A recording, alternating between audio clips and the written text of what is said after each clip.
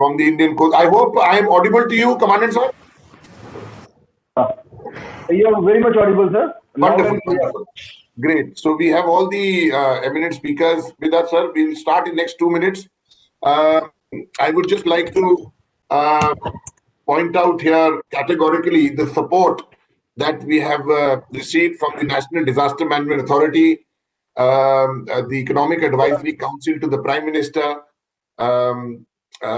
National Geospatial Platform of the Department of Science and Technology, Government of India, and National Institute of Disaster Management, Ministry of Home Affairs, Government of India. The Apex Institute for Disaster Management in the country, which is led by Major General M.K. Bindal, who's the Executive Director. I think with the MOU which we signed just before during the lockdown, it was an MOU and understanding which was signed between FICCI, CIDM board and NIDM. I think we've come a long way. We've really made it stronger in the last 9-10 months, especially starting with May 15th, when we did the first webinar on industrial safety. I think the leadership of Major General M.K. Bindal has really, worked in wonders to this partnership, and I must thank him in his absence. Also, Dr. Chandan Ghosh, thank you so much for all your support in helping us put this entire eConclave together. Although you would call me after the end of every session, and I'll call you and we'll speak. But I think, sir, I want to make it official here on this platform that if it wasn't for you, I don't think we would have been able to put this together. And I think I discussed with Dr. Ahmed also the kind sort of support which you extended in organizing this conclave, the content which you and my dear colleague Menak Majumdar, what you guys could put together. And I think I must take this opportunity of thanking and wishing Akhil Gupta, who's really acted as the backbone of this entire, although his face doesn't seem visible a lot of times, but he's the man behind whatever we see here, along with Menak Majumdar, Sanjeev Kumar and Varun Sharma. Great support. And I would like to thank our sponsors. I think without them also something like this is not possible. Esri India, the GIS partner of this conference, of this eConclave, then our sponsors and partners, GAIL India, Indian Oil Corporation, Power Grid, and RMSI. Thank you all partners. They've made some great technical contribution also in throughout these 3 days. And I'm wholeheartedly on behalf of FICCI and its presidium, I would like to thank all the partners and sponsors of this eConclave. Thank you so much. And also all the participants who've joined us from various parts of the country and from South Asia, all of them, thank you so much for supporting us and endorsing this platform. I think now, sir, we've crossed 11 o'clock. I think it's time when we can really start the technical session 5 of the day 3, the final day, the most important day, I would call it, of this eConclave on fostering cyclone resilience in industries, infrastructure, and communities. And I think the first session of the day, which is on role of first responders in cyclone management, which would be chaired by none other than Dr. Muzaffar Ahmed, former honorable member of the National Disaster Management Authority, Government of India. I think it could not have been a better, selection of chair for this so very important session. The lineup of speakers, as you can see, I think we have one of the frontliners, Indian Coast Guard, who would be, represented by Commandant Mukund Gujar. Then we have Mr. Kumar Marga Sahayam from Earth Networks. We have Dr. M.K. Pradhan, General Manager from the Odisha State Disaster Management Authority. I think that is also one of the most active state authorities, which inevitably has to deal with cyclone situation more than any other authority in the country. And then also one of our star speakers, a dear friend, Dr. Jay Kumar, who's the associate professor from Center for Psychosocial Support in Disaster Management at NIMAMS. And ladies and gentlemen, this is where I mentioned yesterday also that the lineup of speakers does not only mean the frontliners from a response point of view, from medical support point of view, but we have from mental health also an expert from that domain. I think this is where the cycle completes when you talk about first response. You know, if you don't talk about PTSD or psychosocial support, I think that the first response is incomplete. So hopefully we will be able to do justice with what we've been able to come up with.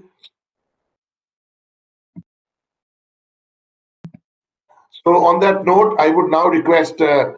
Muzaffar Ahmed to please take charge of this session as the chair. Over to you, Dr. Ahmed. Thank you, everybody. Good morning, Professor Chandan Ghosh, Commander Saab. 5 on the third day, which is on an important aspect of the topic, fostering resilience in industries, about cyclone resilience in industries. And if we talk about the responders, let me tell you measures which are required are those which have to be taken instantaneously and prior to the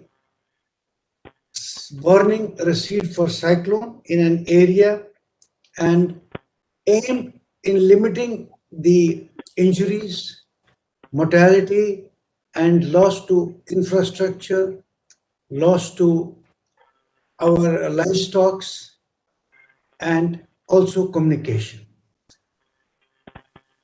And in recent years, we have seen large number of cyclones. In fact, almost every year, number of cyclones have occurred, not only in the region, but many parts of the world, which all of you know about a couple of years back, about Phylin, Hudud, and Never, Amphen, Fanny, Bulbul, and a large number of, I need not to, you know about the name of these cyclones. And these cyclones have, some of the cyclones have given us an idea what can be done for the response for the cyclone, especially when the hurricane in fact in US, large number of again the hurricanes, and they did a study. They found that many lacunas were even in the developed country like US, where the deaths and loss of infrastructure could have been saved with timely response and with the proper capacity and proper initiative of first responders. The role of first responders in cyclone management is and important, and it's not only to provide the immediate response and immediate action for shifting of the vulnerable population, but also even for assessment of the damages, assessment of the losses, clearance of the debris, all that is required to be done. And if we talk about how this can be done and what were the successes, if we see our comparing 99 super cyclone in Odisha, comparing it with Fanny or even with Phylin, It was only because of the proper planning, proper preparedness, construction of shelters, involving community, that large number of people were saved. The lives lost in even in Filin were hardly 26 as compared to super cyclone. It was only because of proper planning.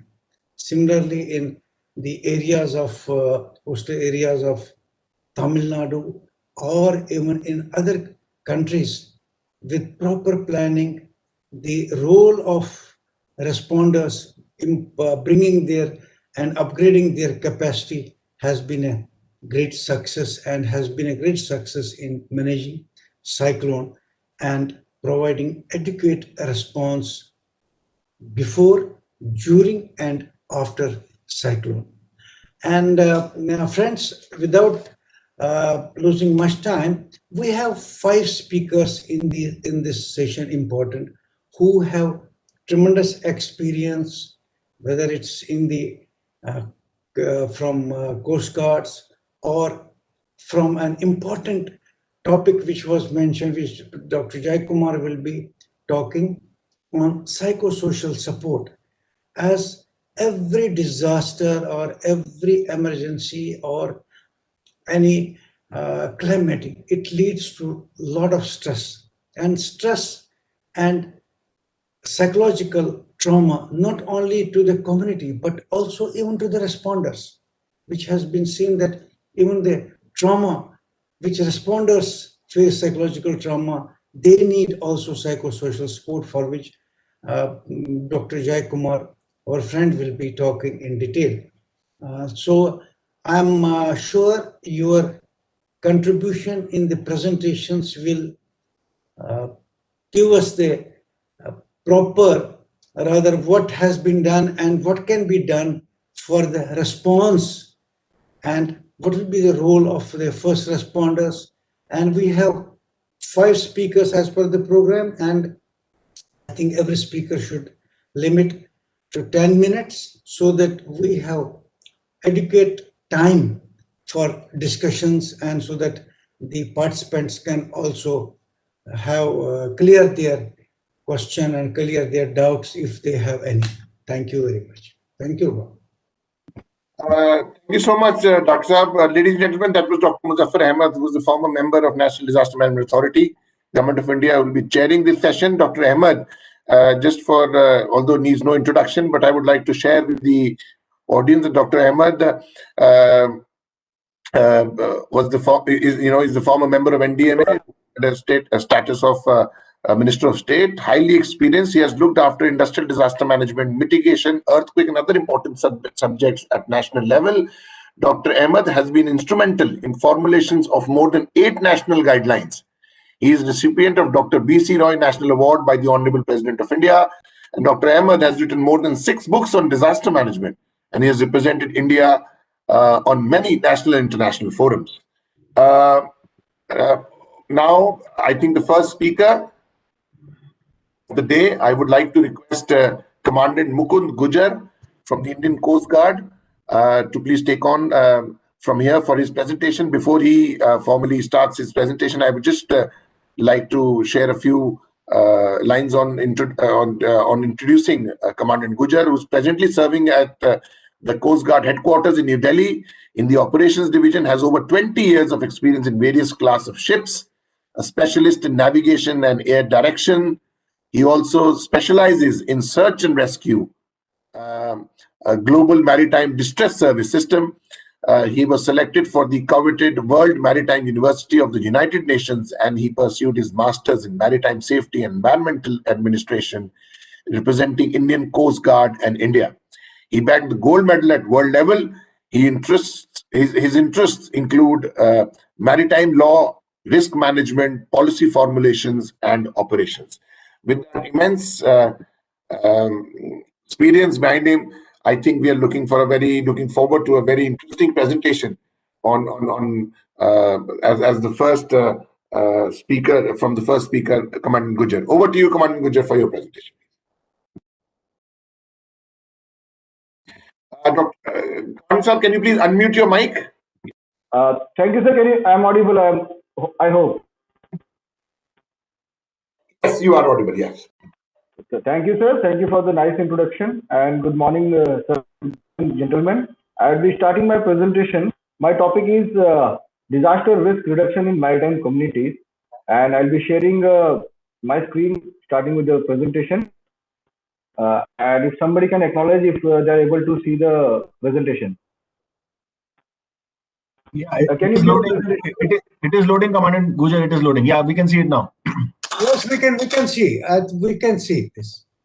Thank you, sir. And my topic is maritime arena.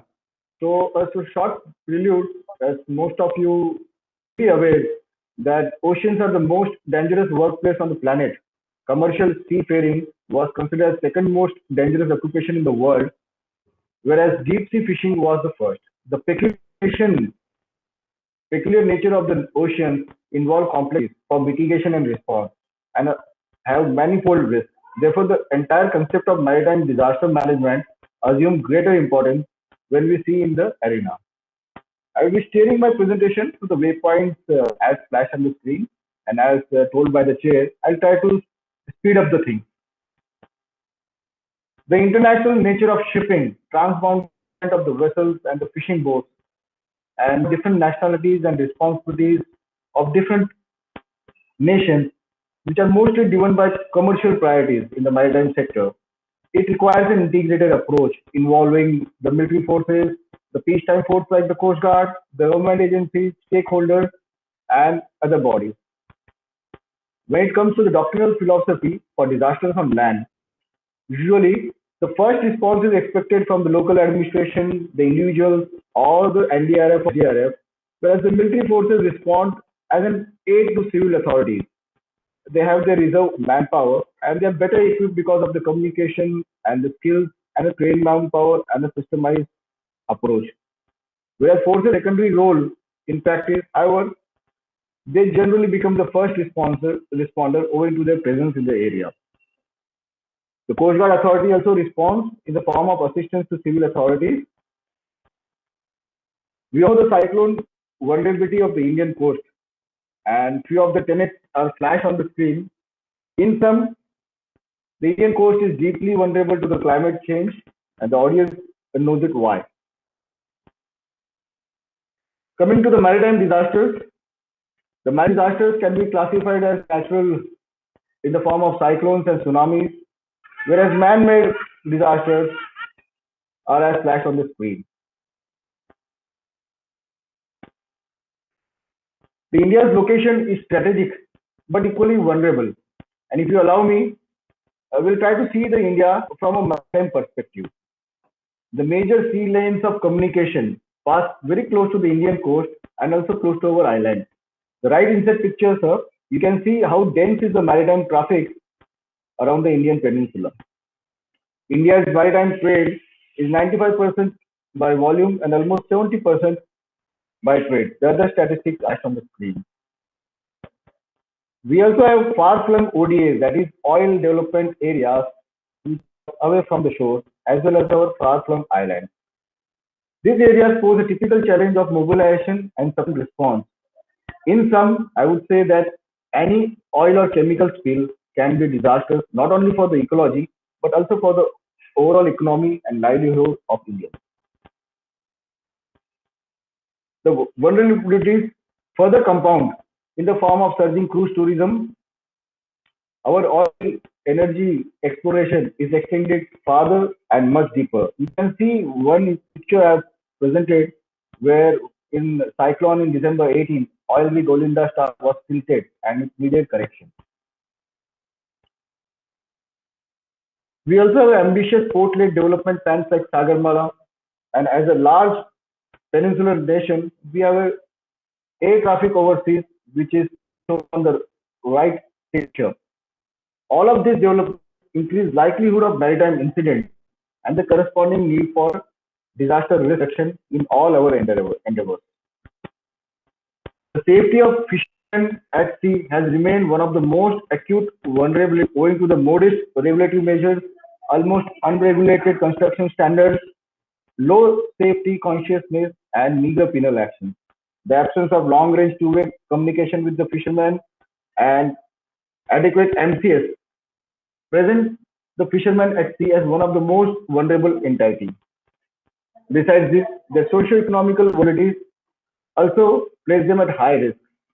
With this vulnerability as backdrop, if you take the comparison of last 2 years, in 2019 we had 6 cyclones, in 20 5 cyclones, and the impact of depression, especially in the maritime context, is as equal as cyclones. Because the COVID pandemic and the recurrent cyclones, they kept challenging our preparedness.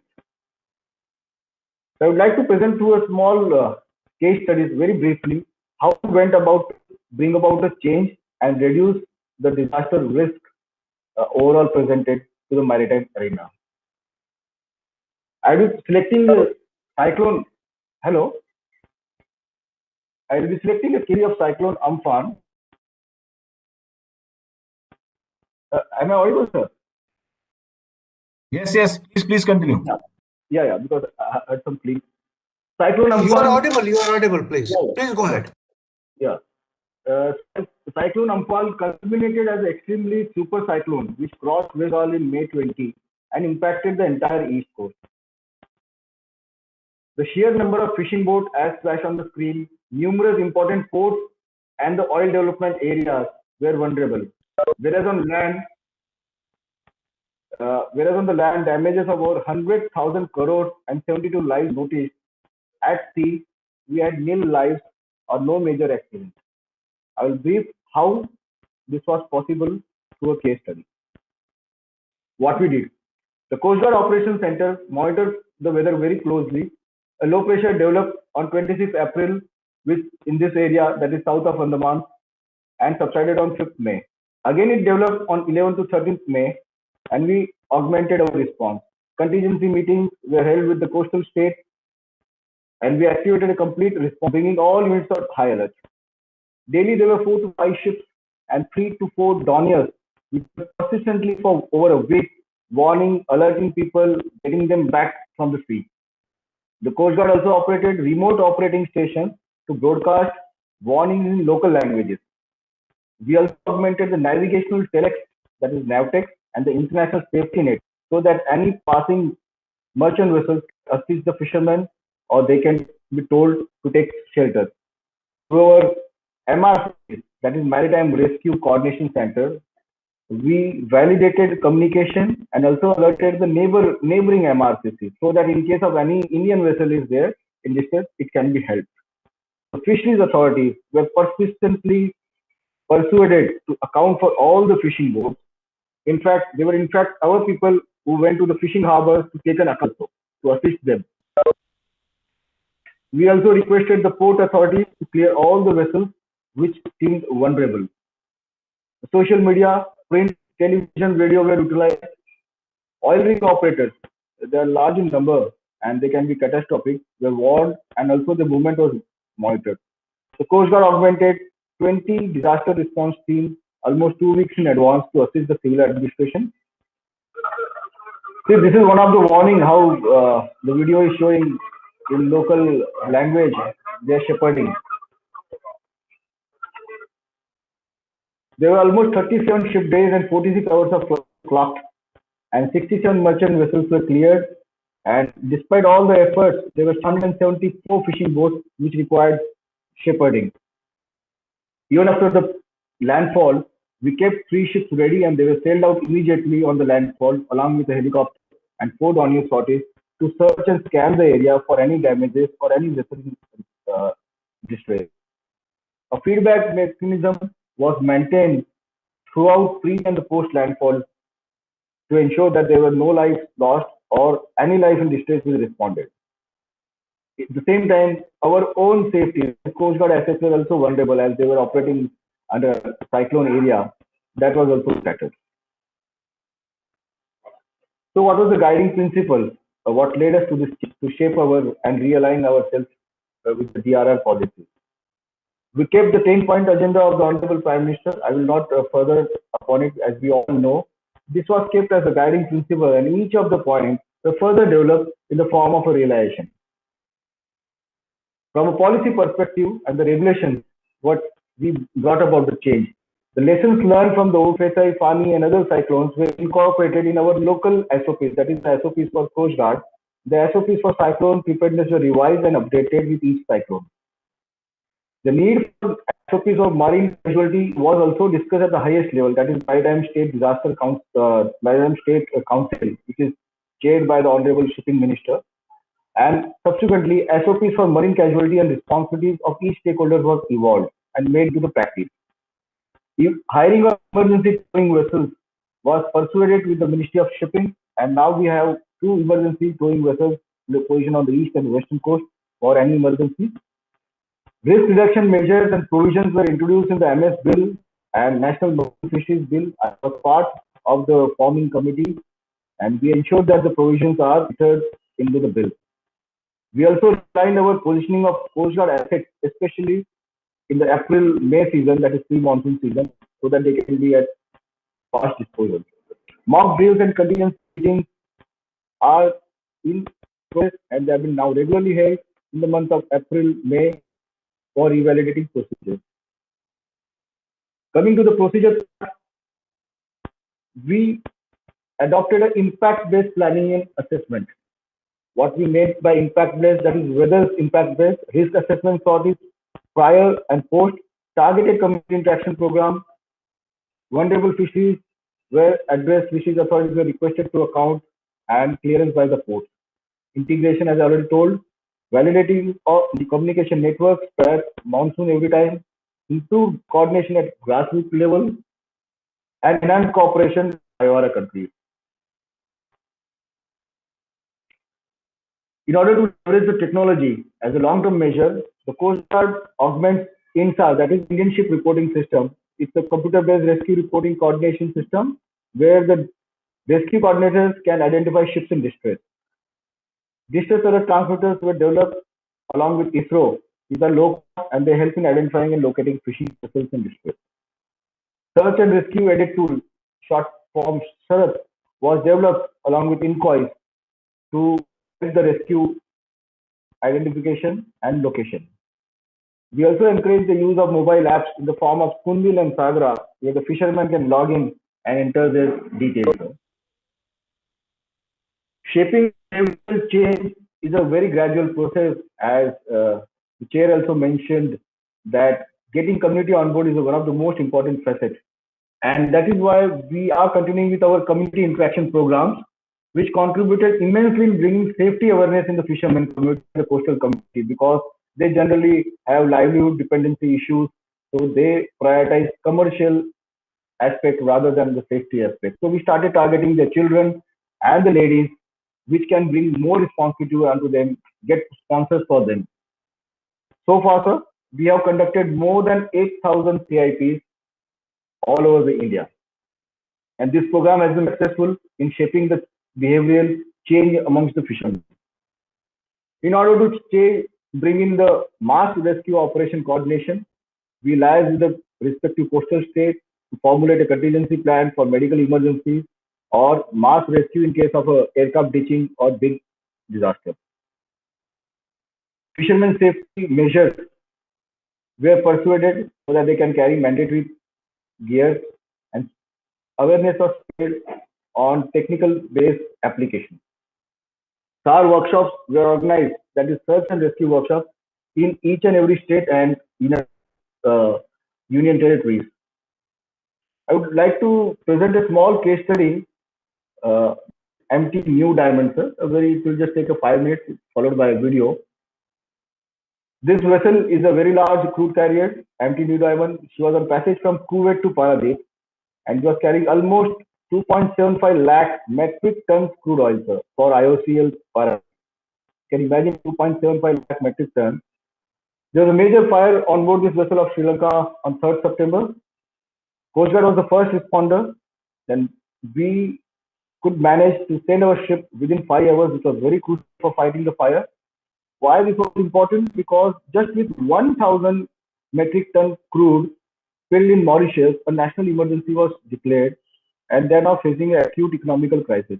whereas we are talking about 2.75 lakh metric tons. It could have damaged the entire Indian, Sri Lankan, Mauritius, and other coasts.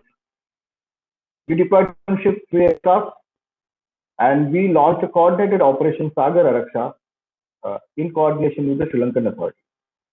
We sustained the firefighting operation for 7 days. The fire was down, the entire crude was saved, and thereafter the vessel was towed to Gulf.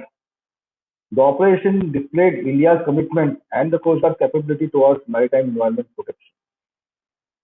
So I will show a small video very briefly how we went about this operation completely, because it was like a petrol bomb. You put a fire in a petrol bomb. The entire crude carrier was carrying almost 3 lakh tons of crude oil on a fire.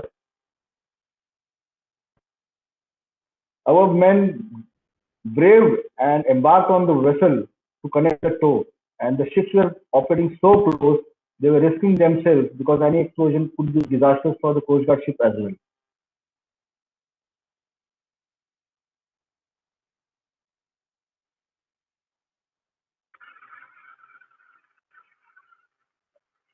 This is the throwing of dry chemical powder from a height from the helicopter.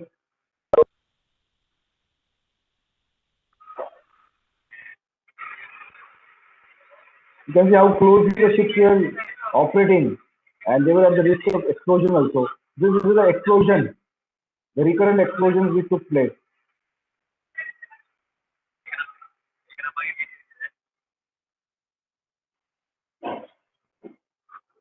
These are the explosions, and our ships were maintained continuously for 7 days in the rough sea. There was small spillage, and we operated our doniers with the oil spill dispersant so that the oil spill was disintegrated and there was no spill present in the ocean. The vessel thereafter was safely towed. Coming to the express part, sir, what the lessons we learned, and as a part of recommendation, this can be carried forward and work in progress. The need for two-way long-range communication with the Indian fishermen. There are some progress already in the pipeline. The Ministry of Fisheries is progressing the case, but it is acute requirement. Fisheries Management Center that is to account and monitor our own fishing boats, which operate at times more than 1,000 miles from the Indian coast. Risk assessment of the anchored and abandoned vessels by respective ports. Seaworthiness and life equipment checks of fishing boats by the fisheries authorities. Usually the fishing boats, they are very lenient on their seaworthiness, which causes damage in the slight of the weather disturbance. Capabilities of maritime large-scale salvage. By this we meant that we have seen the Indonesian air crash, another air crash, or something of a large scale happens in Indian water. Government and the private agencies should look forward for how we can develop large-scale salvage capacity. Integration of academic and scientific community for affordable and local solutions. Disposal of derelict and abandoned vessel along the coast. So the maritime arena, because of the insurance claims and the money involved, when the vessels get old or they're not able to economically sustain, they are being abandoned and left unattended in the Indian coast. So that is a big worry for us. Mass restoration and oil spill contingency plans with each state. We have been persuading each coastal state to develop their own mass rescue operation and spill contingency plans. Safety standards and inspection of passenger and tourist vessels. Positioning of mandatory PR pollution response reports, and more proactive role from the vessel traffic services. Port infrastructure effort for cyclones, that is implement in the fendering, emergency supplies, and cranes. And to conclude my presentation, I will leave the audience with this quote from Petra Nemkova.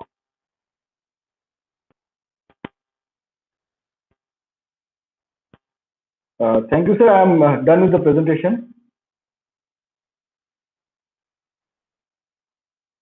Thank you for the time. I'm done with the presentation. Thank you, Commandant Saab. Thank you so much for such an interesting presentation. I think the sort of challenging job which Indian Coast Guard does on the front line, especially the oil spill. I think you're doing great service to the nation. Thank you so much for the great achievements by the Coast Guard. Dr. Ahmed, would you like to comment, sir? Yeah, it's an excellent presentation. We have seen Coast Guard has been doing commendable job in various accidents occurring in the maritime area, and I must say it was an excellent presentation. Kindly go ahead for the next speaker, please. Sure, sir. So the next speaker is Mr. Kumar Margasahayam, the regional manager, Earth Networks. Before I hand over to Mr. Kumar, I would just like to share a brief introduction of Mr. Kumar. He has extensive global experience in sales, business development, strategic alliances, and key account management with a focus on selling software services and solutions. Experienced in US, European, and Southeast Asian markets. His specialties include sales and strategy, pre-sales, account management, business development, strategic alliances, outsourcing, offshoring, and nearshoring. With that immense experience on his shoulders, I think we look forward to hearing from him directly now. Over to you, Mr. Kumar, for your presentation. Yes, good morning, everyone. And I really appreciate Vicky and NIDM. Special thanks to Professor Chandan Ghosh for inviting me here today. So I hope you are able to see my screen. Yes, we can. We can. Please go ahead. Okay, great. So this is going to be a little bit of a technical overview as well. So basically, my topic of discussion would be application of lightning data in cyclone tracking and intensification, right?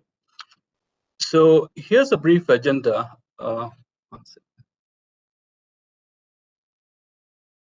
Yeah, so firstly, I'll be touching upon a bit on the lightning climatology in India, and then look at the 2020 lightning report for India, and then look at practical applications of data, how it's used in public safety, and practical applications of data for the industry.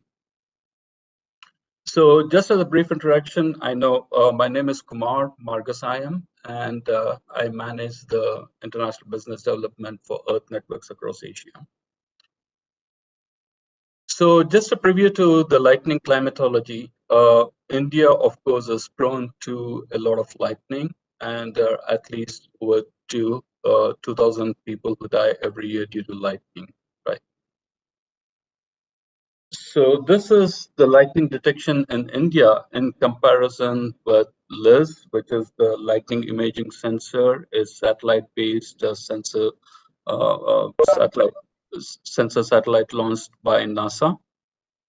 Right, so as you can see, this is the lightning flash density in winter. On the left, you have what is there with LIS, and then you have the ENTLN total flash density in winter.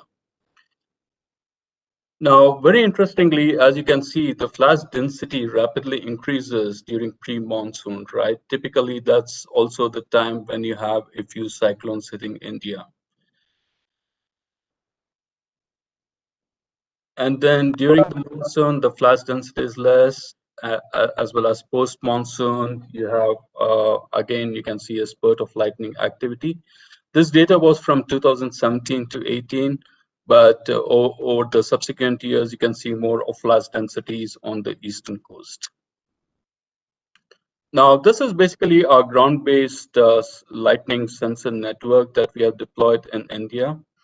And as you can see, as it steadily increases, you will see that a lot of stations have been deployed already in India to measure lightning activity across South, on the East Coast, as well as the Northeast.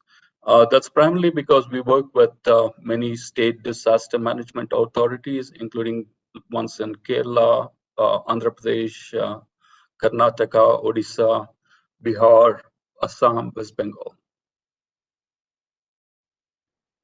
So this is a brief overview of the 2020 lightning report that is yet to be published. But as you can see here, and from a total lightning pulses, there were almost about 29 million lightning pulses across India during 2020 itself. And this has been a marked increase from what we had from 2018. And there are two kinds of lightning that we study. One is the cloud to ground, which is basically the lightning which hits the ground, and the in-cloud lightning. Now, the in-cloud lightning study is very important for us because that typically gives us an ability to predict storms much earlier than they happen. Now, as you rightly pointed out earlier, I mean, when you look at this data, the states where most lightning incidences happen are predominantly on the coastal belt. For example, last year we had Tamil Nadu, which was #1 in terms of the lightning count, and then followed by Andhra Pradesh, Odisha, and Karnataka, which is again markedly different from what we found in 2019, which was basically where West Bengal was #1, and then Odisha was #2 in terms of lightning count, and then the southern states. And one of the oddities that you can notice in this particular report, when we look at Odisha, right? Odisha has almost 1.6 million cloud to ground lightning, right? And that's typically much more, should have been much less than the in-cloud lightning. Right, so here is the lightning flash density map.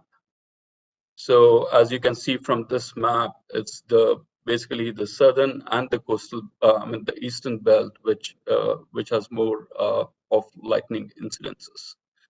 And the states with the highest flash densities were Tamil Nadu, Kerala, followed by West Bengal. Now, in terms of the dangerous thunderstorm alerts counts that we were able to count over 2020, again, it's Tamil Nadu, which comes as being the highest, followed by the state of Andhra Pradesh, West Bengal, and then Odisha. So one of the key things here to notice on the right side, where you see the graph, is that typically your lightning activity picks up in March, just about the pre-monsoon, goes all the way to its highest peak in May, and then probably starts tapering off in June, July, just at the start of the monsoon. And again, there is a little rapid intensification in the months of September and October, when there's more lightning. And then it again tapers off during the winter season. So it's basically the pre-monsoon and the post-monsoon, and that's typically when cyclones happen, that we really need to look at this data closely. Now, this is the dangerous thunderstorm alerts density map. So dangerous thunderstorm alerts are basically advanced severe weather warnings exclusive to Earth networks. And these patented alerts are issued warnings up to 45 minutes before any storm arrives. Now, again, here you can see that in this density map, you have the states of Tamil Nadu, Kerala, followed by West Bengal, right, with the highest amount of dangerous thunderstorm alerts issued. Now, here are three case studies that I would like to present here. So in terms of seeing how lightning data can be practically used for cyclone tracking, right? So on the left, you see the satellite imagery here. And on the right is where we have the cyclone track, and also the purple and the yellow colored lightning alerts. Now the yellow colored lightning is the cloud to ground, but what's important is the purple ones, which are basically the in-cloud lightning. Now typically as in-cloud lightning happens, it intensifies. That means there is a certain amount of convectivity within the storm, right? And this is clearly seen in this particular case, where you have a large amount of in-cloud lightning, right? And when you look at this track, just as the cyclone is passing through the landfall, and where you see the in-cloud lightning, there is a sudden change in track, right? That happened during this particular cyclone Titli. right? And suddenly the track changed to go towards the northeast. And you can see the track more clearly here. So where it changes track, goes towards the northeast. And then here also you can see all the alerts that were generated within that particular cyclone, right? And very close to the coast and also across the land. Basically the purple polygons that you see are the dangerous thunderstorm alerts, which indicate the convectiveness of the cyclone. Now, this is another example where we looked at Cyclone Fani, which was in May of 2019. Now, on the left is satellite imagery of the cyclone, and on the right you can see the satellite imagery overlaid with lightning data, right? And again, what you can see is there's a lot of lightning on the outer periphery of the cyclone itself, and again in the eye wall. Now, these were some of the alerts which were issued just as Cyclone Fani was near the coast of Andhra Pradesh. And you can see at the eye wall that there's again a lot of in-cloud lightning with the dangerous thunderstorm alerts. And then you see some of these other pictures where on the outer rings, outer bands, there's a lot of lightning activity that you can see, but which is both cloud to ground as well as in-cloud lightning. And these are some of the tracks that we were using to track this cyclone. Now, here is another good example of sustainable infrastructure that was built. This is an example of Typhoon Mangkhut, which was in the Philippines. This again happened September 15th, 2018. And so just about that time, so we started working with Pagasa, which is the National Met Service in Philippines, which is very similar to IMD in India. And we installed infrastructure, ground-based stations there, And so again, you can see that as the typhoon hit landfall, I mean, there is lightning again at the outer bands. And what's also important to notice is the highest wind gust that our stations were able to record was 179 kilometers per hour. So this was a fairly severe typhoon which impacted Philippines. Yeah.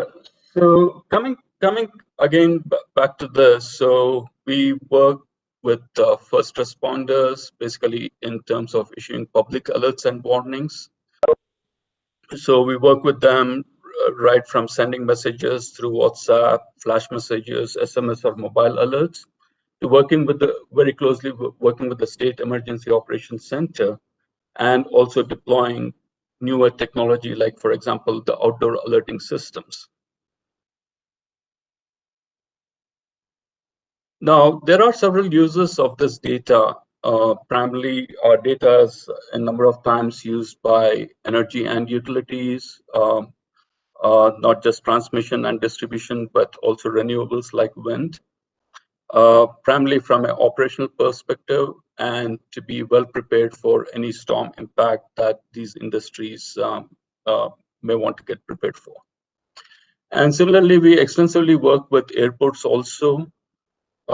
We work with more than 200 plus airports across the globe in terms of providing our services. And today, a number of airlines and airports are better prepared to manage storms with some of the data that we provide to them. Apart from these, we also work with oil and gas and a number of other industries.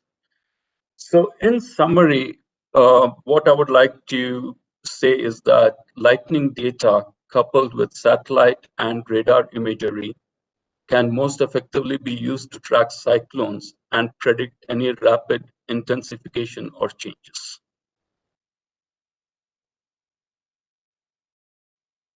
And with that, I would like to end.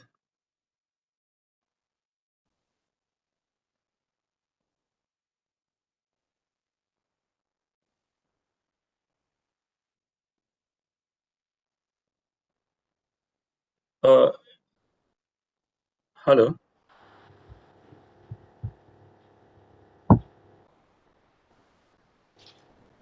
Thank you.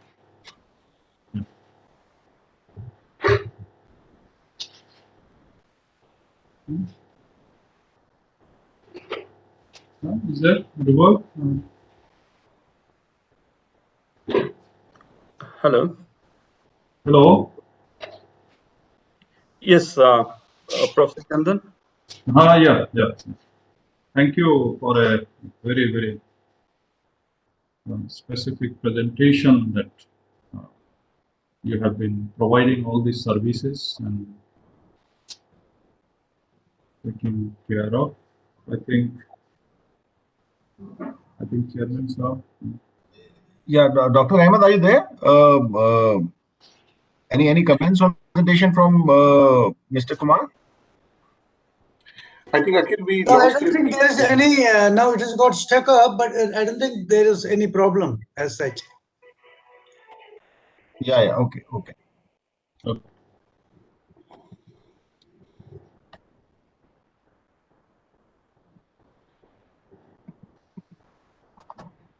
Prabhat, I think, yes. So thank you so much, Mr. Kumar. Now we have Dr. M.K. Pradhan, GM, Odisha State Disaster Management Authority, Government of Odisha, who would be speaking on the role of first responders, the fostering cyclone resilience, the subject, and they will be talking on their experience at the OSDMA with dealing with the cyclones. So I think, Dr. Ahmed, shall we ask Dr. Pradhan to begin with his presentation? Excellent presentation. No, please go ahead. Okay, then. Dr. Pradhan, over to you, sir. Yeah. Good morning, everybody. So thank you very much, Fiki, for giving me an opportunity to speak on the occasion. I am Dr. Pradhan. So right now, General Manager. I have got my background from Directorate of Factory and Boiler because Government of Odisha is very much keen in establishing a chemical disaster management cell in OSDMA. So I am here and I am heading the Chemical Disaster Management Division. So am I audible to all? Yes, Dr. Sir, please continue. Yeah.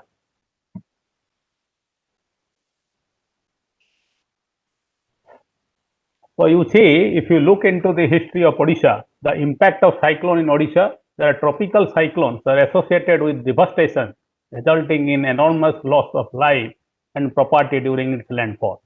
North Indian Ocean accounts for about 70% of the global tropical activities, with a frequency of about 5 times higher in Bay of Bengal with compared to Arabian Sea. The cyclone activities in NIO is predominant during mid-April and October-December. Annually, Odisha is susceptible to cyclone twice as compared to other eastern regions. Approximately 1,301 tropical cyclonic storms were generated over Bay of Bengal during the past 121 years from 1891 to 2011. Among those, 33% had their landfall in Odisha coast. Out of that, 73% were tropical depression, 20% were cyclonic storms, and 7% were severe cyclonic storms.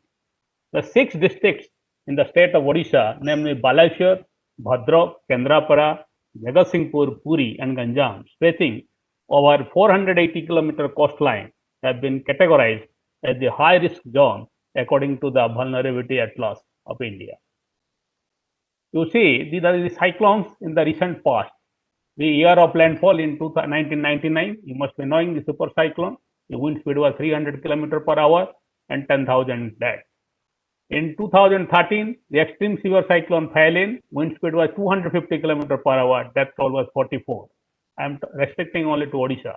In 2014, extremely severe cyclonic Hudud, wind speed 215 km per hour, death toll 124. In 2018, very severe cyclone Titli, wind speed 195 km per hour, total death 85. In 2019 May, extreme severe cyclone Fani, wind speed 175 to 185, raising up to 205 km per hour, total death 64. In 2019 November, severe cyclone Bulbul, wind speed was 155 km per hour, total death 41. In 2020 Amphan, wind speed 190 km, total that 118. Now, these are the some of the lessons that we have learned from super cyclone. Odisha is the first state. Odisha is the first state to build up the OSDOMA, Odisha State Disaster Management Authority, in December 1999. Cyclone-proof shelter buildings, dedicated Odisha Disaster Rapid Action Force or draft, community mobilization, forecasting and warning, and paradigm shift. We have just relief restoration, we have planned to planning, preparedness and prevention. Now, this is the institutional framework with regard to OSDMA. So, there is a state executive committee under Revenue and Disaster Management Department. So, the basic concepts, we have got a knowledge support from ISRO, IMD, IITs, and there is a policy planning, all these things. This is OSDOMA, another is SRC.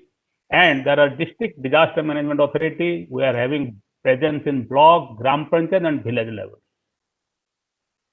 You see, this OSDMA being the nodal agency, all line departments are functioning under them. And we are having the presence in the state level, and accordingly, the state disaster management plan of Odisha is in place.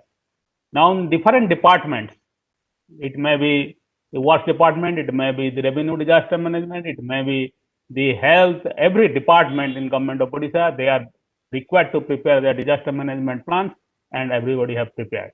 In district level, we are having the district disaster management plans. In all 30 districts, we are having. In major city level, we are having city disaster management plans like Cuttack, Bhubaneswar, etc. And in village levels, almost 20,000 vulnerable villages, the presence is there. Now, these are the emergency communication systems. Around now in Odisha, 122 alert siren system, 58 satellite phones, alert mass mapping, 168 digital mobile radio and decision support systems. These are already available with us. And these are the trained and equipped response force. We are having 20 units of ODROP, 335 units of fire service, networks of volunteers from school, college student, NSS, NCC, NGO, civil defense, etc. Now, these are having our multi-purpose cyclone and food shelters. We are having right now 879 shelter buildings of these things. The photograph is there. And all the cyclone centers are well equipped with emergency equipment, safe drinking water, lighting with power backups, health sanitation facilities, and emergency meetings. Now, these are the cyclone tracking systems. We are having the GIS-based analysis, information user Indian Meteorological Department, Joint Typhoon Warning Center from USA, Regional Integrated Multi-Hazard Early Warning System, REAMS, etc. So, these are the Doppler radars in Odisha. This station there, 2 Doppler radars functioning at Gopalpur and Paradip, another 2 proposed for Baleshwar and Sambalpur, 1 proposed for urban flooding system at Bhubaneswar. Now, these are our community awareness systems with a preparedness for video, safety tips broadcasted on TV channels, safety and preparedness voice messages broadcasted on radios, Apada Mitra volunteers, MCS, MS, task force team members for public preparedness, warning dissemination, social media for real-time updates to masses. Now, these are the recovery strategies: resilient housing, resilient infrastructure, resilient livelihoods. That is what we are, government of Odisha is sincerely going ahead. Now, coming to the industrial front, if you look into the history of Odisha, the chemical handling activities in Odisha, we are having the manufacturing, almost 4,500 factories, which are now right now operating in the state.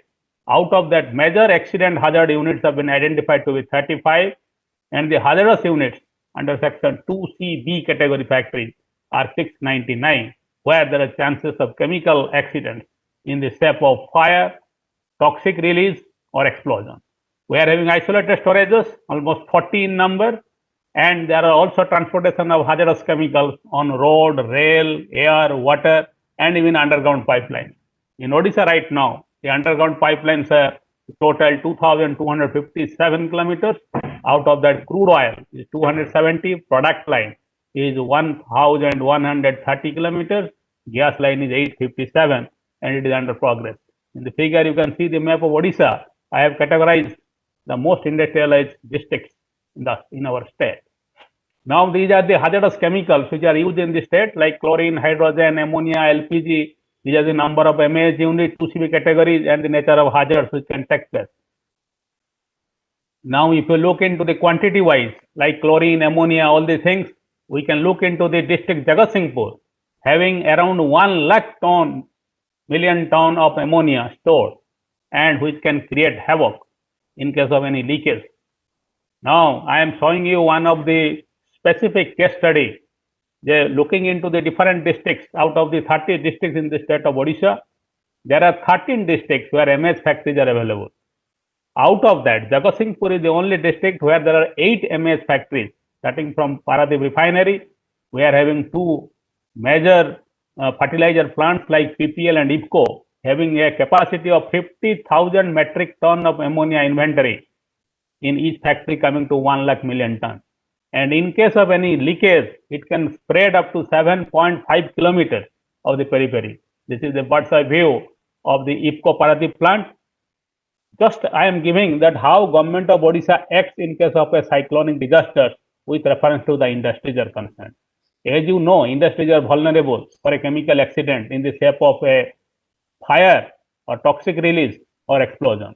But coming to the cyclonic stage, when there is a cyclone, the wind speed is more, and kilometer like pipeline, because the ammonia will come by ship and it will be there in the port. From port, it will come to the plant through pipeline, and from the pipeline, it will go to the storage centers. And here in IFCO, there are 3 storage centers, 2 with 20,000 capacity, 1 with 10,000 capacity, and these are all integrated with various pipelines. So in case of cyclone, there is definitely chances of collapse, all the risks are there, and the chemical accidents, the frequency is very less, but the intensity is very high. So we must be well prepared, otherwise devastation can happen. So what exactly we are doing here is, you can see the inventory of hazardous chemicals at IFCO Paradip, the ammonia, they are having 50,000 metric ton, and the threshold limit is only 600 metric ton. So this is above threshold. Other chemicals are equally also available there. Now we will restrict our discussion for ammonia only. You see, they are having the 3 tanks. The tank A having 20,000 capacity, tank B having 20,000 capacity, and tank C is having 10,000 metric ton capacity. Now you can see these storage tanks. It is well prepared with a very robust structure with lot of calculations etc. there, because this ammonia is coming by ship and it is coming to the Paradip port. From Paradip port, around 3.5 kilometers, they are having a pipeline. It is just covering through the city, and where it comes maybe 3 to 4 times in a month, and it is unloaded for around 5 to 6 hours. So ammonia comes and is deposited there. Now you can see, this is the manifestation of a chemical emergency. In case of a 20,000 metric ton, suppose tank, there is a leakage of ammonia, and if the TLC value is now suppose 25 ppm, you can see in winter it can go up to 7.5 kilometers. So looking into this scenario, you should be very much prepared. And what exactly government of Odisha here is doing? OSDMA is the nodal agency under which each district administration acts, and there are line departments like Directorate of Factories, maybe Pollution Control Board. They are also in between. So we work in close coordination, OSDMA with district administration, with Directorate of Factories, with Pollution Control Board, and with the management of the chemical industries. So the chemical industries, they have to work first. So we have asked each chemical industry in Odisha that they have to prepare their action plan for cyclone, and that plan must be approved by the district administration. And there will be the nodal officers from Directorate of Factories and Pollution Control Board. They will be also stationed in the district of Jagatsinghpur, and they will work in close connection with the district administration, and there will be always a close contact with the industries also. And the actions which are required to be taken by the industries are also closely viewed. You see, the dispersion modeling, it says, so it can go up to, because that the flow of that 7.5 kilometers, that what we are talking about, that depends on about the wind direction on which it flows. So we should be prepared accordingly. Now this is also a dispersion modeling of gas leakage from ammonia transfer pipeline. The 20-inch diameter pipelines are moving in the plant. Suppose there is a leakage. Now it can also happen up to 407 or 2.5 kilometers. So considering this, the cyclone-induced disaster management by industries. So government of Odisha, by the Directorate of Factories, in connection with the district administration Jagatsinghpur, they have given a circular to each chemical industry that at least 2 senior officers will be deputed as special duty officer during night hours. They will be stationed in emergency control room. Emergency control room equipped with all emergency equipment shall be operational round the clock. 2 senior officers shall be deputed in all hazardous location areas where hazardous toxic substances, etc. are there. All height work shall be stopped. No work in the open. Movement of all heavy equipment, crane, etc. will be stopped. 2 ambulance must be available in the control room. Senior officer electrical shall be deputed so that the DG shed, etc. must be ready, because ammonia, as I have already told, it is kept at minus 33 degrees centigrade. So always air conditioning, the cooling is required. If it is not cooled properly, then the pressure will increase and it can cause problem. All contract agencies shall be strictly instructed not to come out during. So these are the total guidelines given to the industries, and industries also they respond to it. How they respond? Now this is the action initiated by the management of eCo. They have done like this. They have taken preventive measures to be taken before the cyclonic storm. What measures they will take, and each and everything they have documented it, and they have submitted to the extent director factories of the zone. In turn, they also submitted to the district administration, and it is being scrutinized. Each day activity is also monitored. Then preventive measures to be taken during cyclonic storm, preventive measures to be taken after the cyclonic storm. All these things are to be maintained. Then for each department, for each chemical, not only in this plant, in all plants, they have to prepare their separate checklist. Now this is the checklist for cyclone prepared in ammonia storage. What exactly they will do? Because everything before the cyclone, they must check it, and whether there should be a checklist record to be maintained, and all these records will be verified by the local standard factories. In turn, it will come to the district administration, then it will come to OSDMA. So a closed loop monitoring is there. In OSDMA, to monitor this, we have already prepared one chemical disaster management action plan for the state of Odisha. So we are also in the process of developing a dynamic database. In suppose in a particular cyclone area, cyclone prone in PPL or in IPCO during the emergency, or suppose there is a leakage, it becomes very difficult to know through the administration that what was the actual quantity of chemical available at the time of disaster. Let the capacity be 20,000 metric tons, but at the time of leakage, what was the actual quantity available? Now, what is the size of the leak, and what is the pressure at which it is flowing? So if it flowed for 3 hours, so what is the quantity of chemical it is leaked? All the dynamic database we are in the process of preparation, so that will also be done. Now these are some offsite mock drills which are also being conducted. You can see here all the mutual aid partners, starting from NDRF, starting from Odisha ODRAF, the state fire service, then the local mutual aid partners, everybody they assemble, and under the leadership of the district administration and the directorate of factories, a mock drill is maintained. And the very important thing is the village level workers, the sarpanch of the locality, they also attend, so that the community development is also being done. You can see the community awareness programs in different forms, in schools, in some other sectors. So in case of a leakage, suppose in case of emergency, what exactly they will do, that is also being educated to the people nearby. So by that, each and every one, now they are quite aware that that is how the disaster can be handled in the state of Odisha. Thank you very much. Hello. Thank you so much, Dr. M.K. Pradhan, for your very detailed presentation. I think you've touched upon some very, very important aspects, especially from an industry's point of view. And I must compliment and congratulate you for the very credible work being done by OSDMA. In fact, I would like to take a moment and also share that the FICCI's Chemical and Industrial Disaster Management Board, which is chaired by the the former member Lieutenant Dr. J.R. Bhardwaj, and where Dr. Ahmed is also a co-chair and a member of the board, we have been conducting capacity building workshops and conferences across. We've conducted over in 18 states in last 10 years, almost 36 such conferences, where we do 2 days of capacity building workshop and conference, and the third day is a live mock drill.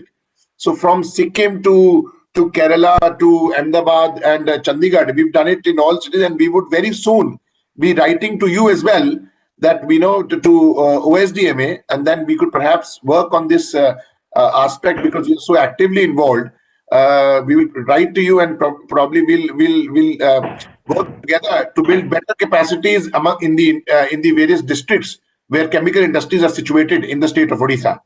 I would also request Dr. Ahmed to please emphasize more on this, and I think also compliment Dr. Pradhan for his very impressive presentation. Dr. Ahmed. Thank you, Bob. The presentation by Dr. Pradhan was really excellent. As we know, there have been accidents, during storage tanks in many countries, and when the cyclone or the natural disaster occurred, and also even in the some freight ships carrying hazardous chemicals.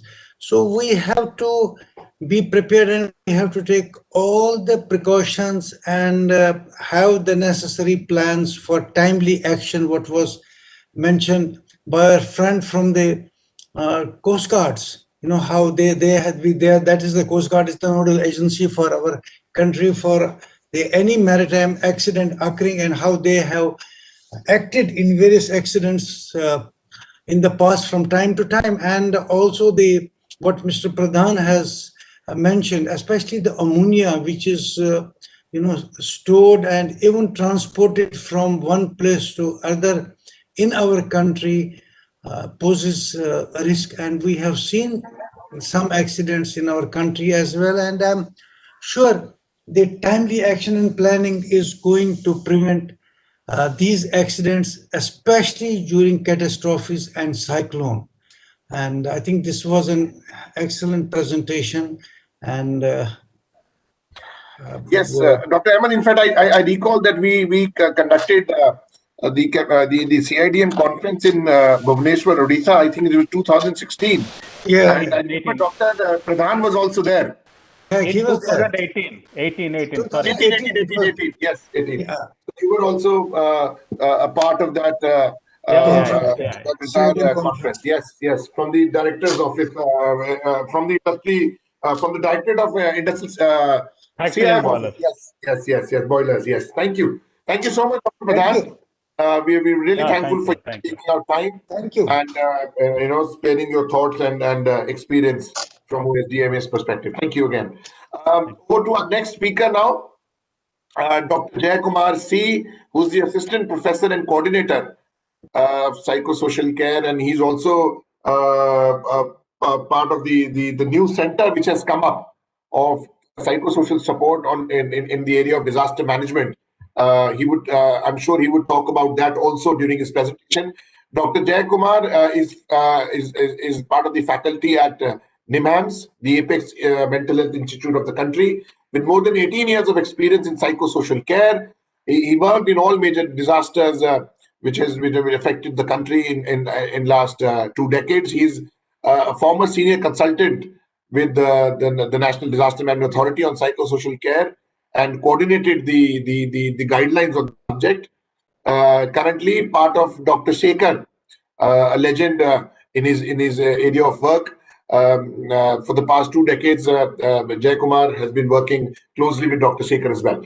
So on that note, I would now request Dr. Jayakumar take over and share his thoughts. Thank you. First of all, thank you to my dear friend Rubab for that introduction, and a very good morning to good afternoon to all of you. First of all, I would like to thank respected General Bharadwaj, the chairman of CIDM, for providing us an opportunity to share our experiences and thoughts with so many eminent speakers and the participants and those who are attending. And also, it is my privilege to be along with Dr. Muzaffar Ahmad, with whom I had the privilege of working back in NDMA also. And Sir has been, we know him from with Gujarat, Jammu Kashmir earthquake days from 2005. The one person who was actually very prominent in propelling this psychosocial support in the country, especially in 2005, Jammu Kashmir, and later on. And also, I would like to see our dear friend Dr. Chandan after a long time. Good afternoon, sir, and thanks for this opportunity. And along with that, I also congratulate my co-speakers who had presented excellently about what is that they have been doing in this domain of work. And last but not the least, my dear friend Rubab, who has been spearheading right across the country this aspect, along with the CIDM. And also, my dear friend Mainak is also there, actually, with coordinating. So quickly going into the resilience, the whole program is about resilience. We have been hearing this so much in last 2 days about resilience. And I am actually coming live from the one of its exclusive center in entire Asia for psychosocial support and disaster management. This is entirely a Government of India and Ministry of Health initiative. And as a NIMANS is the nodal support for the nodal center for the entire country on managing, providing, building capacities on psychosocial support. So our speakers, the early speakers spoke about the cyclone, especially my colleague from OSDMA. And I'm not going into the details, but we have a number of things actually keep occurring quite on and on every year, especially for the last 3 years. Our memory, if we go down your memory lane, where we had Bulbul, we had Oki, we had Fani, we had Hudud, and so many and so much. So we all know actually that it actually brings in a large amount of impact on various domains and sectors, and it holistically affects the well-being of people. I would not actually only go into the environmental and infrastructural damages. It actually, at the end of the day, it boils down to the well-being of the people, and any disaster actually comes in with a large amount of impact on the physical, psychological, social, and economic, compiling into a sort of an holistic ill-being. It takes us actually into an ill-being because it actually puts our lives upside down, whether it is individual, family, or the community, or even at the broader scale, the society. So the broad framework, actually, we are now looking at not only the relief and rescue aspects, but we actually gone beyond actually the preparedness, the resilience, the adaptation of these things, because however we can able to respond to these sort of incidents, at the end of the day, we have to actually build our own capacities. We have our innate capacities, but added to that, these sort of experiences are not a normal sort of an experience. It is a sort of an abnormal sort of an experience. Any trauma experience is not actually a normal sort of an experience. For that, we need actually a certain amount of capacities at every level, whether it is physical, whether it is psychological, whether it is social, whether it is actually economical sort of a thing. So we are moving into this resilience component. And today we are all well aware that we talk about hazard, risk, vulnerability, why people are vulnerable, because there are various factors, why actually children are or women are vulnerable, what are the risks are surrounded by that. Cyclone is a risk, and a hazard also, and along with that, there are so many risks are surrounded in their habitat, the way the people live. So we are actually all going into this HRV analysis everywhere. The Sendai framework also speaks about it. But the thing is that they all speak only the structural and environmental vulnerabilities, environmental structural risks, all these things, because these are all certain visible aspects. So what about emotional things? Emotional things are actually left out. If somebody displaced, somebody is refusing to actually go out from that cyclone affected area or a disaster prone area, or if it is actually many of you are from the industries or the on-site, off-site area where people are refused to be evacuated. So there is actually a large amount of host of factors which I mentioned actually influencing them, along with the other vulnerabilities, risks, something. So there are a number of vulnerabilities we have in any disaster-prone area, including the cyclone places. And we have actually two type of capacities. One is adaptive and another one is a maladaptive capacities. There are actually certain places. For example, I've been working in Orissa for last 20 years, and we have seen many of them, and they are one of the best prepared community. And today, this community is actually know how to respond even to a cyclone alert. Whereas in some places, actually people panic, anxious, don't want to come back to their locations. Whereas actually in Orissa, people know what to do and what not to do. So there is an adaptive pattern is actually set, which actually comes over a period of a time with a large amount of effort. I would compliment the OSDMA for being actually the front runner in this area, and the resilience. I mean, we are talking about this resilience, how flexible we are, how we are actually adapting to the hazards, the risks, the vulnerabilities, how we are able to adjust. So these are all some of the concepts which you must have heard, but there is a direct relevance on the psychosocial front. I mean, the more actually the psychosocial resilience is there, that community actually adapts very well. This is what we have seen in Orissa, and this is what we have seen in other parts of the world also. Especially, I would like to quote the Bangladesh, because that is also one of the most cyclone-prone country along with India. So, what is actually the framework? Resilience framework talks about. There are 4 different things which I can take some questions on it. I will not go into the details because the brief is about first responders. This is for our participants understanding, awareness, coping, adapting, and transforming. So these are all things actually happens at various levels. And there is also actually what are the factors involved in it for a resilience. So there are so many things. So we talk about all these terminologies, concepts, theories, and all these things. But what about the people who go and actually respond there? People who are actually at the helm of affairs during the time of disasters, nowadays pre-disasters also, and post-disasters also. That is our first responders. Although they are actually equipped, although they are very well trained today, how to rescue, how to evacuate, how to actually provide actually the warnings. So these are all things which we talk about the communities. But what about the first responders? They are actually also exposed to the equal dangers, equal risk. They actually they also witness the hazards, experience the hazards. They are actually equally vulnerable of getting hurt. They are equally vulnerable of losing their lives, or equally they have to face a continuous onslaught of cry for help, or actually people in distress, or helplessness, or hopelessness. So they also actually, along with their rescue task, along with their actually the assigned task of evacuating, rescuing, and they have to actually also listen to the gory stories, gory environment of people with all sort of things. So their situation is not much of a difference from the survivors, I would say. That is what our experiences says last 3.5 to 4 decades in India and other parts of the world, as well as all over the world. The expert says that survivors also equally vulnerable to stress and other reactions.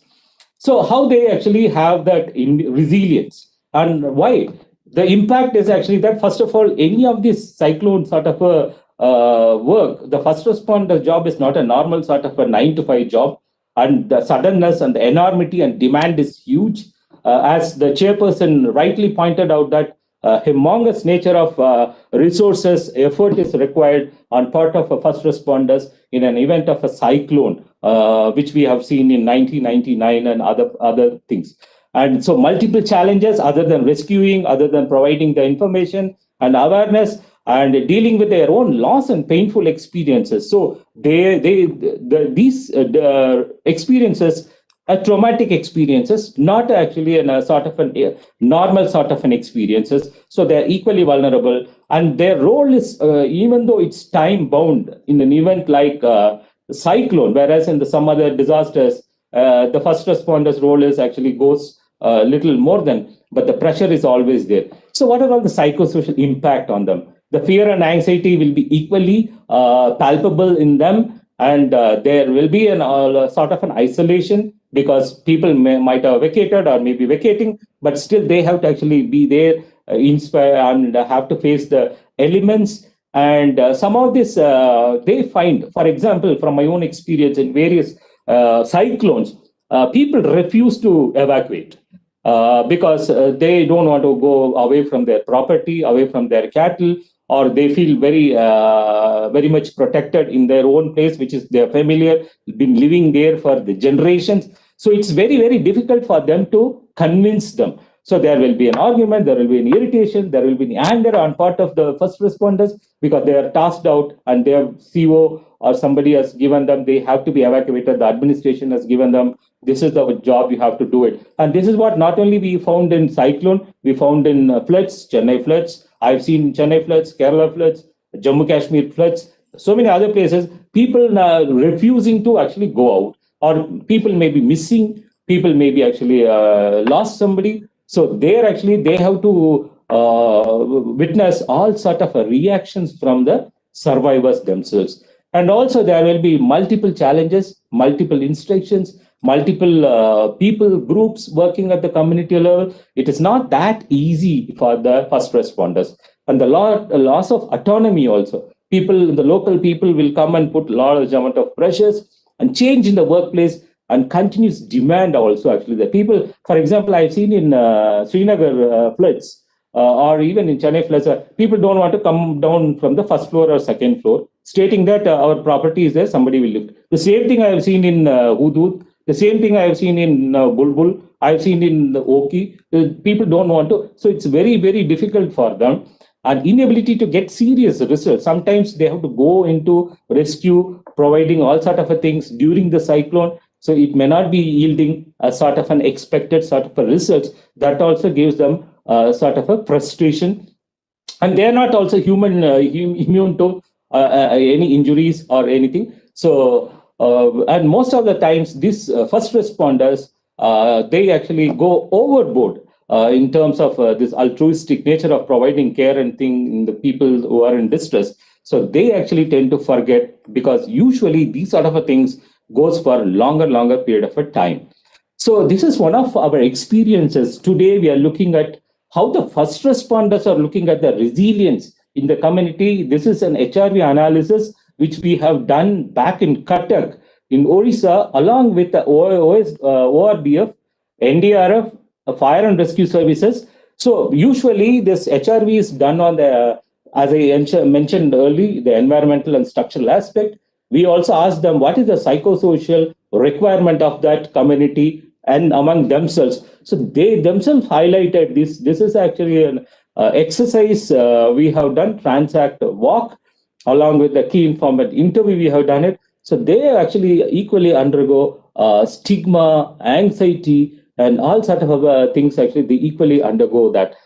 So they are also actually equally vulnerable. And this is an exercise which we have done back in Cuttack. And we are actually training the first responders and the community on psychosocial risk reduction and resiliency. And that is one of its kind of program which we initiated. And it is being successfully run in 6 cities. We are going to expand it a little later. So what are all the things? I would not go into the case studies, but I will give you actually some of my experiences of this. Conflicting duties actually comes for the first responders. That is actually the risk factor. Long hours, essentially it is a long hours. You may not be going back to your barracks, or you may be going back to barracks a little late. So the whole, your biology goes for a toss. You may not be actually having timely meals or timely sleep. So that actually brings in, added to that, your experience, the traumatic experience you are witnessing, or you may be undergoing, or you may have to deal with all sort of survivors.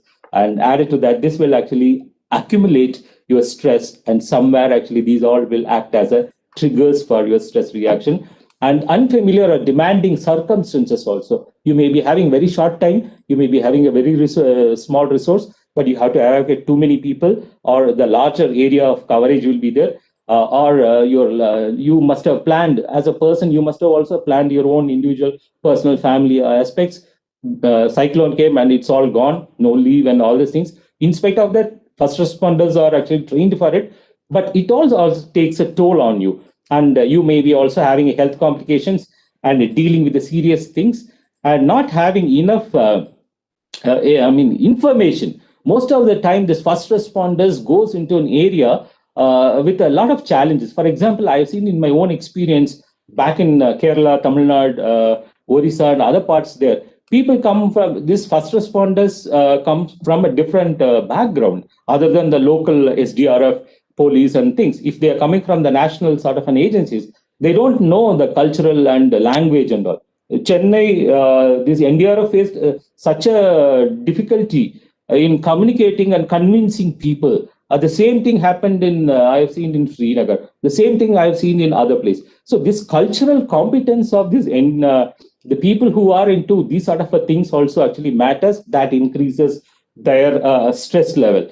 And added to that, they are also equally vulnerable for this post-traumatic stress. I won't say that disorder, but it is actually a post-traumatic stress of losing a colleague. Many times I have seen people, rescuers not able to sleep, the repeated thoughts of their colleague losing life, taken away by the water, or not able to pull them out of water.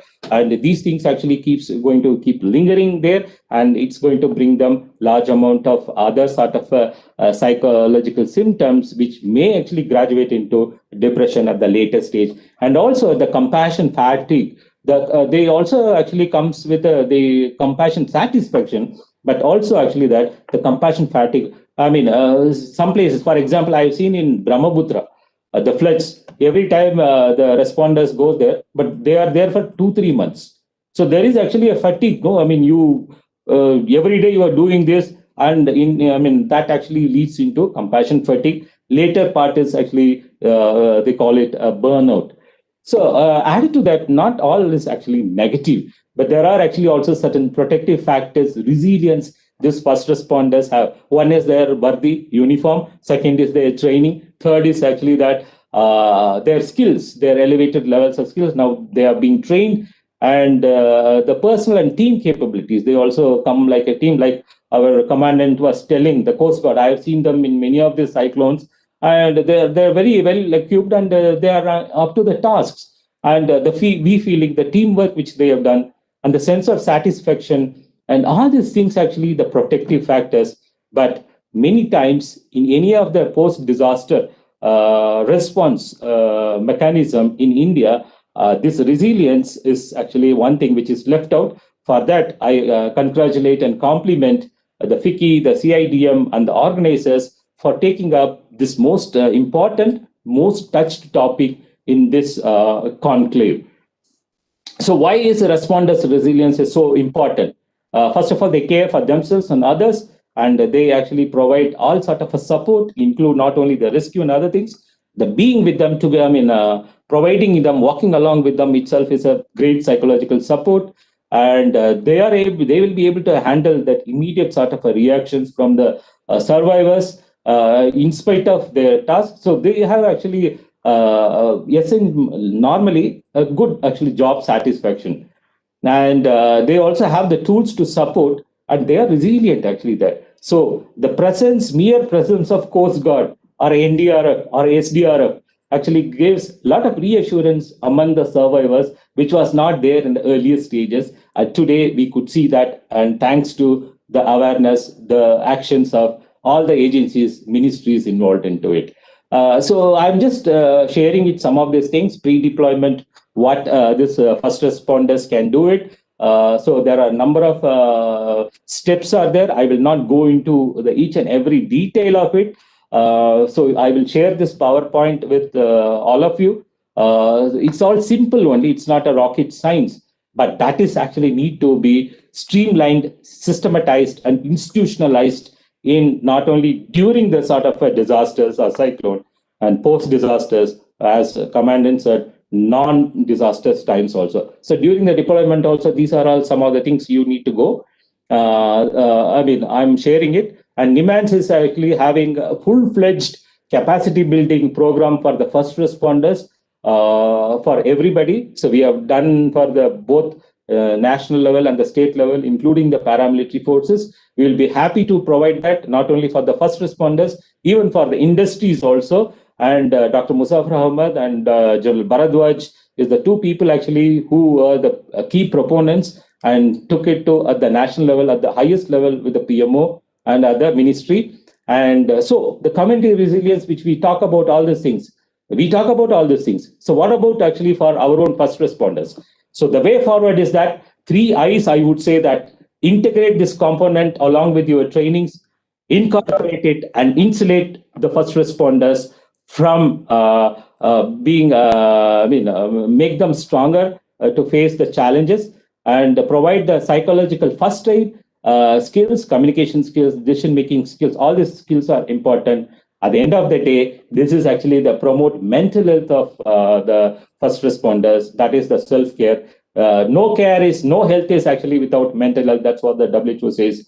With this, I end my presentation. Once again, I thank you for your patience listening, and thank you very much for the chairperson for providing me this opportunity. And if you have any queries, you are most welcome to ask me. Thank you, Jai Kumar. As usual, you have given an excellent presentation. And I must tell you, the NIMHANS and your team, right from the, I remember 2005, pillars in starting and having the concept of psychosocial support for disasters. Yes, sir. Initially, I remember we used to thought of the need for psychiatric support, but it was the NIMHANS and especially your commitment, Shekhar's commitment, which carried the need of psychosocial support and its importance.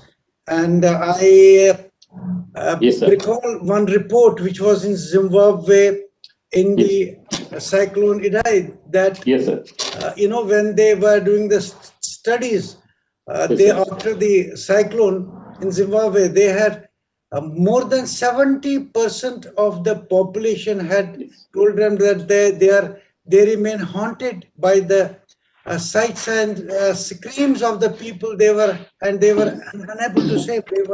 That was the state of affairs after cyclone in Zimbabwe. And MSF was the agency who provided them support, and some reports were published.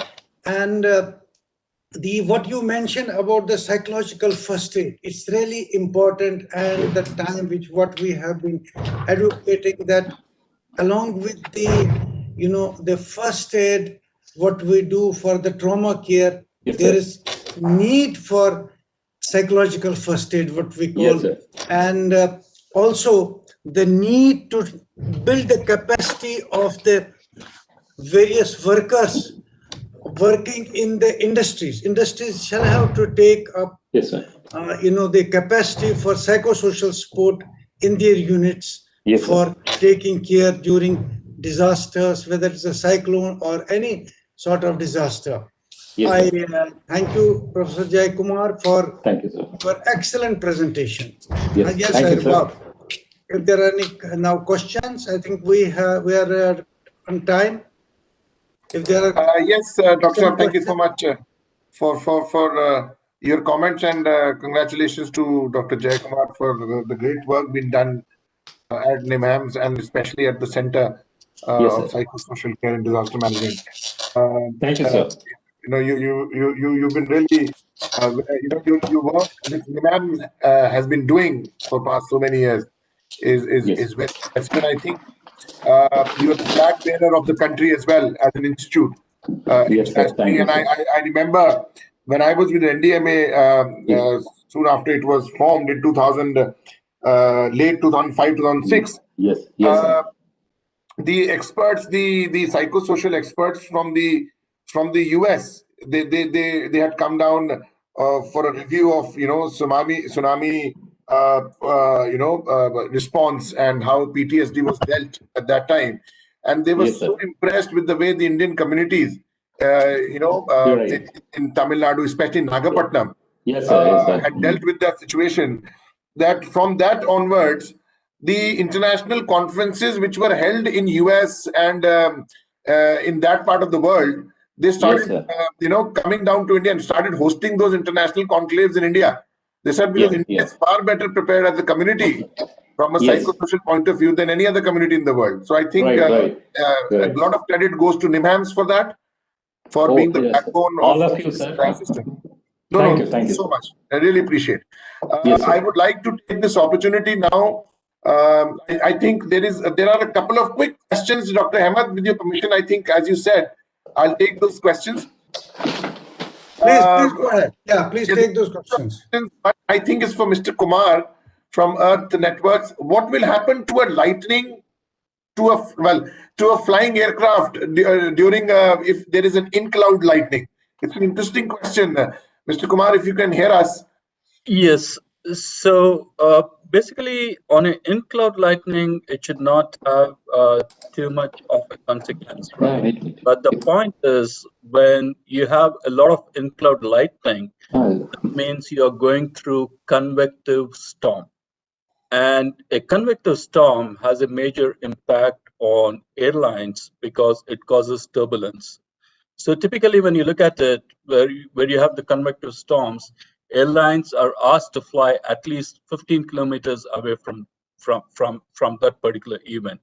And one of the best ways of detecting a convective storm is using lightning data. And that's where the in-cloud lightning becomes very important, because a convective storm typically has a lot more in-cloud lightning than cloud-to-ground lightning. Fantastic. Okay, thank you so much for that response. A quick question for Commandant Mukund as well. The previous question was from Sautrik Mojumdar about lightning, and now from Dr. Bharani Aligaswamy to Commander Mukund. The crude oil tank fire in the video you had shown, what is the action you have done in cleaning of the oil spill? Was that also, because that's another huge hazard? What did in the Indian Coast Guard do to deal with the oil spill aspect? Sir, thanks for the question, sir. Actually, there was no crude oil spillage as such, but the fire was in the aft part in the engine room. So normal the diesel oil was there, and the water was mixed because of the crack in the hull, and the water which was being poured along with the foam. So it was mixture of a diesel oil, which was not a very grave threat, because luckily the fire could not go into the compartment or the tank compartment. So once a minor sheen was detected by our aircraft, we used oil spill dispersant and churning by the ships, that is rapid movement because of the wave action by the ship as well as the weather. So eventually it got dissipated, and we continuously monitored almost for 15 days in the area as the vessel passed from Sri Lanka, Maldives, and the Indian EEZ till it left the Indian EEZ. 15 continuous days the vessel was monitored, spill was monitored. There was no sign of oil spill thereafter, because repairs were then endured by the salvors hired by the companies, and there was no eventually oil spill. So a big major oil spill was averted. Thank you, sir. I hope that satisfies. Yes, brilliant. Thank you so much, Commandant Gujar, for that quick comment. I think on that note, sir, because we are on time and we would like to also stick to the schedule. So, Dr. Ahmed, your final comments from you before we thank the speakers formally. After you? No. Yes, Dr. Ahmed. I must thank our speakers, eminent speakers, who have given excellent presentation and have highlighted the need for the response and what was done, whether in maritime or what was done during the ammonia, and the importance of the psychosocial support, which is need of the hour, as we are expecting, and we are going to have number of, if it's called the cyclones, as the predictions are there because of the climate change by the WMO, and so we are now getting repeated cyclones. So we need to be prepared, and I again thank the speakers for their excellent presentations. Thank you. Thank you so much, Dr. Ahmed, and thank you, Dr. Malay Kumar, Commandant Gujar, Dr. Jay Kumar, and Mr. Kumar Margasam for your excellent presentations and some remarkable comments and appreciation we are getting from our audience as well. And I think it is all because of the content what you guys share with the audience, and under the chairmanship of Dr. Ahmed, very able chairmanship. Thank you so much, Dr. Ahmed, once again. And I think thank you so much, the speakers as well. So I think now, I must compliment you and your team and Professor Chandan Ghosh. This is because of your hard work we have been able to have this session and other sessions right for the last 2-3 days. Thank you. Thank you so much, Dr. Ahmed, for those words of appreciation. Thank you. Quickly, I think now we'll go on to the last session. Last, but one of the most important, I would say, aspects which we have been talking about for the past 3 days. Before I mention about the technical session, I would like to formally welcome Dr. S.P. Garg. Thank you so much, Dr. Garg, for joining us this afternoon. Good. Thank you. Your patronage and your support has always been a source of great inspiration for the entire team at FICCI. You're also part of our FICCI disaster risk management family. So we really thank you again for joining us and agreeing to chair this all important session on role of insurance in cyclone resilience, which I'm sure even you would appreciate is an important aspect. We briefly did discuss, if you remember, during our last call, how insurance can, it plays a pivotal role. And you also went on to say, although the industries are, both private and public sector industries are well aware, and they know the awareness level is higher now than what it used to be. But still, I'm sure the tools which are available, which would be discussed by the experts from Swiss Re, we have Amitabh. Welcome, Amitabh. Very good afternoon. Thank you so much for joining. Good afternoon. And thank you. And we also have Mr. Madhukar Sinha from Tata AIG. I think it's a great opportunity for the audience also, who is connected with us to learn more on the insurance and the reinsurance aspect. Without wasting any further time, I would like to hand over to you, Dr. Garg, to chair this important session, which is on role of insurance in climate resilient infrastructure. Dr. Garg will be chairing this all important session. And before I hand over to Dr. Garg to take it further, I would like to share a brief introduction with the audience. Dr. Garg is former executive director and head corporate SST department of GAIL, and now the senior advisor, continues to be the senior advisor at GAIL, and also the co-chairman of the FICCI's Disaster Management Committee. A qualified fire and safety engineer having experience of more than 36 long years in upstream at Oil India and downstream and midstream at GAIL India.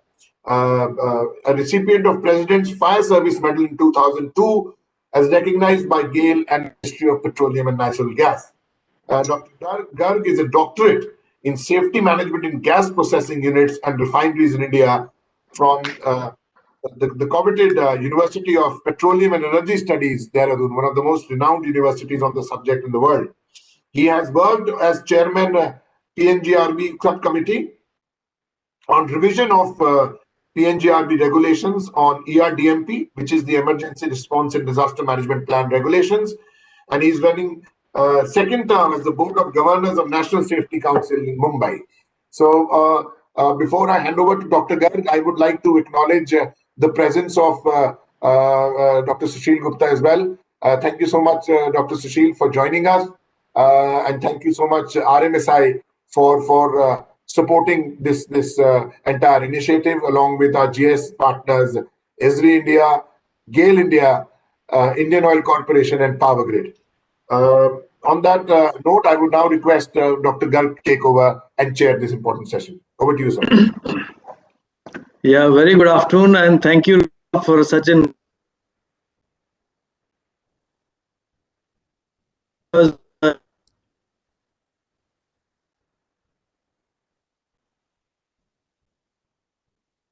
previous session. So I also want to congratulate Dr. Ahmed for very nicely chairing that session, and all the speakers gave beautiful insights into the various aspects of especially the lightning protection and the issues related to lightning in our country and how these are to be dealt. So this session is about the insurance, as has been mentioned, role of insurance in climatic resilient infrastructure. It's a very important area, especially from the industry's perspective, as Rubab has mentioned. We have large, infrastructure at the various coastal areas in our country. We have huge coastal line, as has been mentioned, more than 7,500 kilometers, which has the effect on 34 crore people. I mean, they are vulnerable to various cyclones. And same way, about 60% of industries are within the 200-kilometer of coastal. Industries are also vulnerable. And more so, we have such industries like oil and gas and shipping industries and those industries wherein we have to ship the raw material or ship the finished products. They are generally at the coast area. So they are all vulnerable. Insurance plays a very major role in taking care of the various kind of risks which are involved in the industries. And as was being discussed, the public liability insurance is very important component. Without going much into the detail, I would like to hear the eminent speakers, two speakers who are there. Mr. Amitabh Ray, he's from the Swiss India, and Mr. from Tata.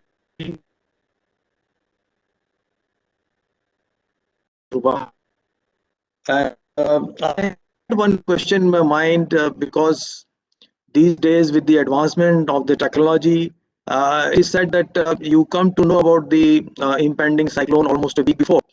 So it is obvious that the preventive actions are also initiated to reduce the losses which could occur because of the certain cyclone which is going to happen. And you also come to know the wind speed running into hundreds of kilometers and all. So there are some idea that what losses could happen, what damages could be done by such cyclone. So what is the expectations of the insurance industries from, insurance companies from such industries which are insured and which are likely to get damaged through the cyclones? I mean, what actions they do think that these industries would be taking beforehand, before a cyclone strikes? And what is the kind of mechanism the insurance companies have to monitor that? And does it have some impact on the insurance premium or not? This question just came to mind, so I thought let me also put it right here. So, Rubab, we can invite the most welcome. I again welcome both the speakers, and you can invite Mr. Amitabh, first speaker. And can you read out his profile, Absolutely, please? sir. Absolutely, I will do that. And thank you so much for setting the perspective and the also giving a brief introduction on the session and what one should expect uh, from this very session. The participants, over 400 who have joined us from different parts of the country. Mr. Amitabh Ray, who's the head of PNC Clients Market at Swiss Re India. A brief introduction. He heads the Property and Engineering Treaty Underwriting, Southeast Asia, India, Hong Kong, Taiwan, and South Korea, running the Property and Engineering Book of Business for Southeast Asia, South Korea, India, Hong Kong, and Taiwan, traditional treaty and non-traditional structured solutions, increasingly focused on closing the NatCat protection gap with alternate products like parametric index covers in the private and public partnership space. Amitabh, before I hand it over to you for your presentation on risk mapping, risk management of cyclones, I must compliment you and Swiss Re for the incredible work being done in this space of reinsurance.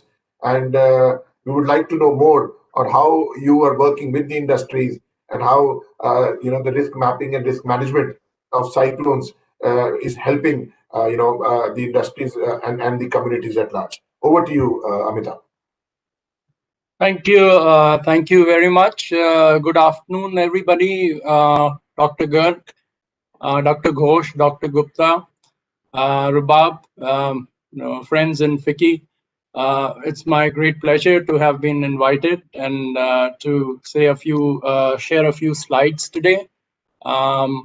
As you know, for us as insurance and reinsurance practitioners, we live and breathe the climate as part of our daily activities. You can hear me all right, Ruba? Yes, Amitabh, perfect. Yes, we can love you. Yeah, thank you. So climate change, climate risk is at the heart of what we do. It's certainly a part of what services that we bring to the industry, apart from the research work, apart from just doing insurance for assets or human lives. And today, I will go slightly off stream in trying to bring two or three concepts or ideas for consideration here, rather than going into very traditional insurance topics, right? And in the process, towards the end, I hope I will be able to pick up on what Dr. Garg question was. Briefly, to answer Dr. Garg's question, when we do an insurance policy, we always expect that the insured, takes all preventive mechanisms and all protection as if he was not insured. So he keeps due diligence and care in terms of. So when there's an imminent danger of a cyclone, all the safety preventive measures, the disaster management drills, everything we expect to be in place. And depending on how we do the risk analysis of a particular industry, there is of course an effect on the premium that. So when we look at an asset and we look at how the safety protection measures are, there is also in the risk analysis a table, or let's say an element about the soft element, how the management preparation or preparedness is there, which is scored in terms of the risk premium. Of course, I'm on the insurance side. Later on, I'm sure Dr. Sinha will be also able to answer this question. But let me take us to a bit of the topic of today: risk mapping and risk management of cyclones in India, and on a holistic basis. Of course, when we talk Mr. about... Sorry to interrupt. Can you go full screen, please, with your presentation? Sure. Is that good? Yes, perfect. Yeah.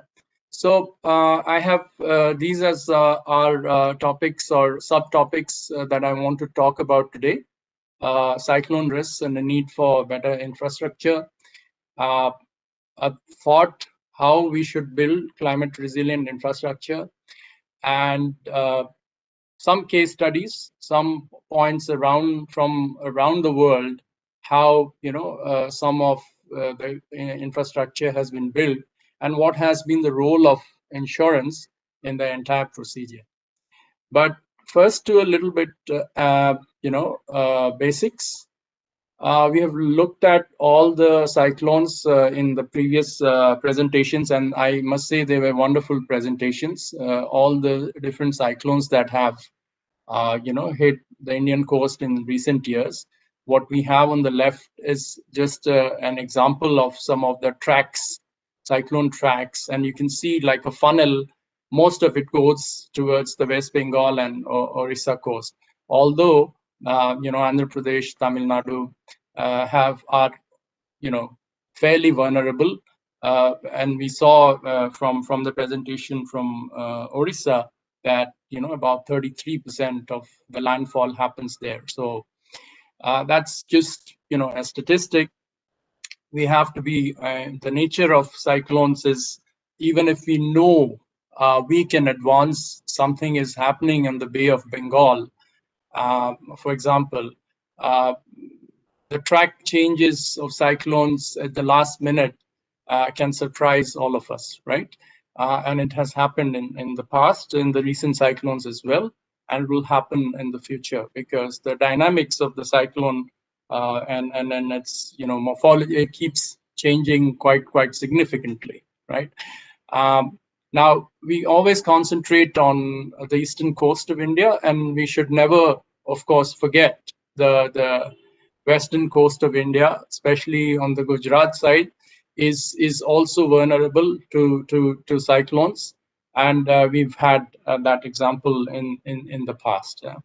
Now, when we are looking at cyclones, the risks of cyclone activity, when I'm as a practitioner of insurance, we model cyclones, right? We model cyclones to come up with the risk premium that we will charge for an insurance policy, right? Or a portfolio of risk we will charge. So for that, we need basically to break the risk of a cyclone into three parts. And what we do is we calculate the storm surge potential of a cyclone. We, of course, talk about the high wind speed and the damage potential of that cyclone, but also the cyclones increasingly, and of course they are named as typhoons or hurricanes in different parts of the world, carry a lot of moisture, with them, and as they, go inland, they carry with them heavy rainfall, which leads to flooding. So you can talk about cyclone, but actually it's a broader range of perils of pre-flooding, post-flooding, and wind damage. This happens. So I've given a snippet of what is storm surge, because it's sometimes a little ignored in risk mapping, as well as looking at the vulnerability of risk. We always concentrate on the wind speed and the sustainability to high wind speed of a particular risk or a particular industry, but depending on how close it is to the coast, it's significantly also vulnerable to storm surge, which is basically ultimately leads to a flooding from the coast into the risk. And flooding of storm surge can go as far as 3, 4, even 5 kilometers inland, depending on the area, the wind speed, the part of the coast that the storm makes the landfall, and etc. So you can see that it's not very visible, but you can see that towards Orissa and the West Bengal coast, the storm surge risk is pretty high in India, as well as in the northern part of Gujarat. So this is just talking about the risk mapping that we need to do. When I talk about probabilistic modeling of cyclones to come up with the risk premium in a very simplistic way, the explanation is that we look at the cyclones. So we make a synthetic,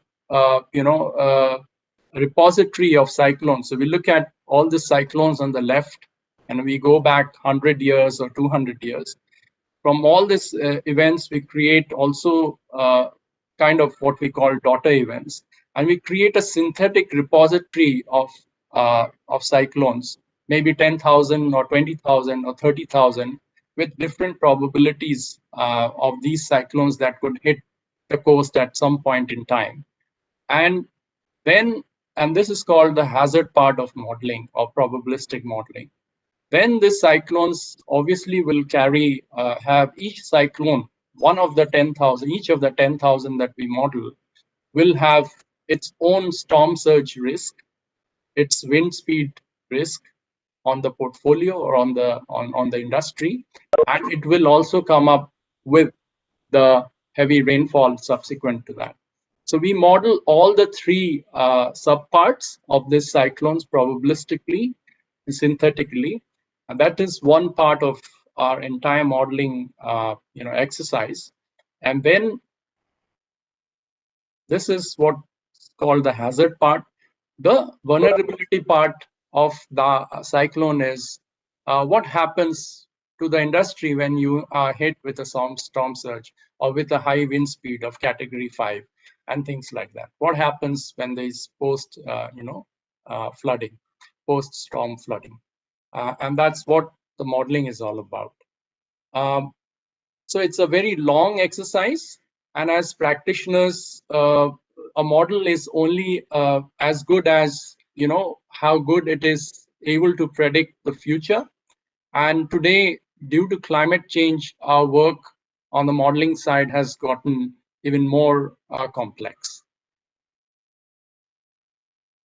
Now, just going into disaster preparedness of cyclones and all, we heard a lot from our colleague from Orissa about how good the preparation and the mechanisms are in place, and it was heartening to see that that to prevent disaster, and it comes back to the question that was raised.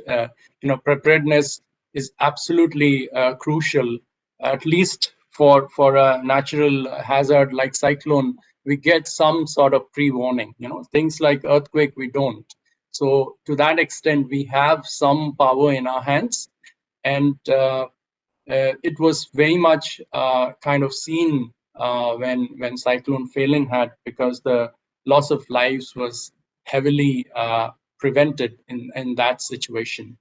But if you look at the right side of my screen, we still have this situation with regard to economic losses versus insured losses in India and around the world as well.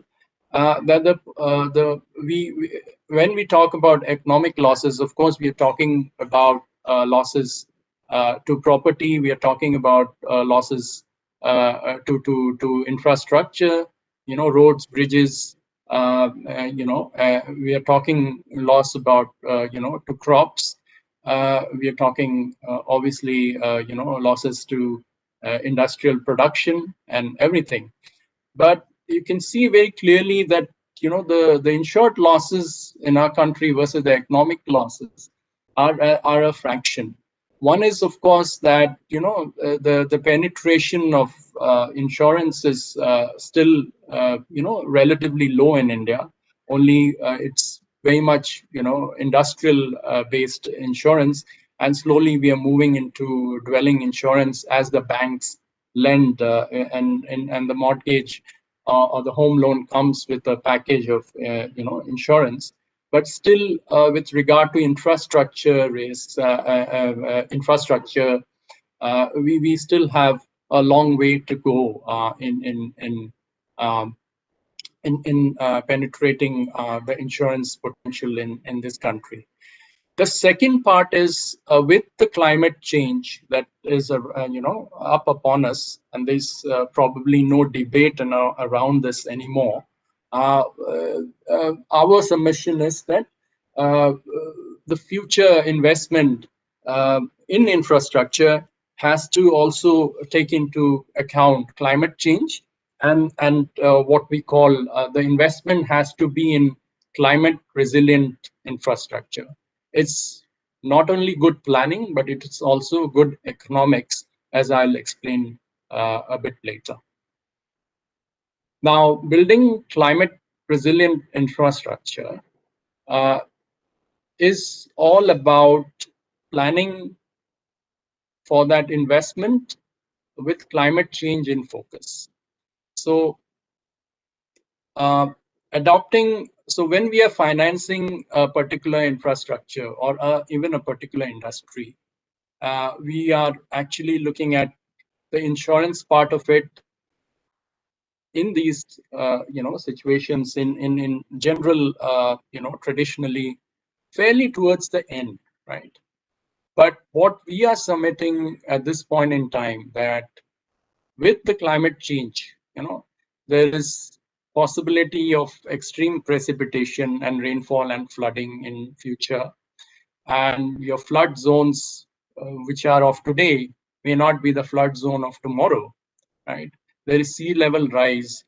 With sea level rise, and why I emphasize on storm surge zone, because with sea level rise, the storm surge mapping that we've done in the previous slide will be quite different 20 or 30 years later, right?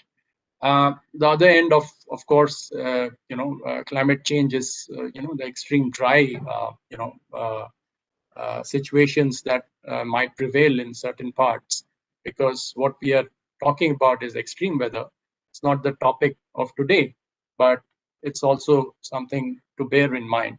So basically, submission is that apart from looking out for insurance in the traditional form, we must, while financing the risk, look also to do a climate risk scoring of the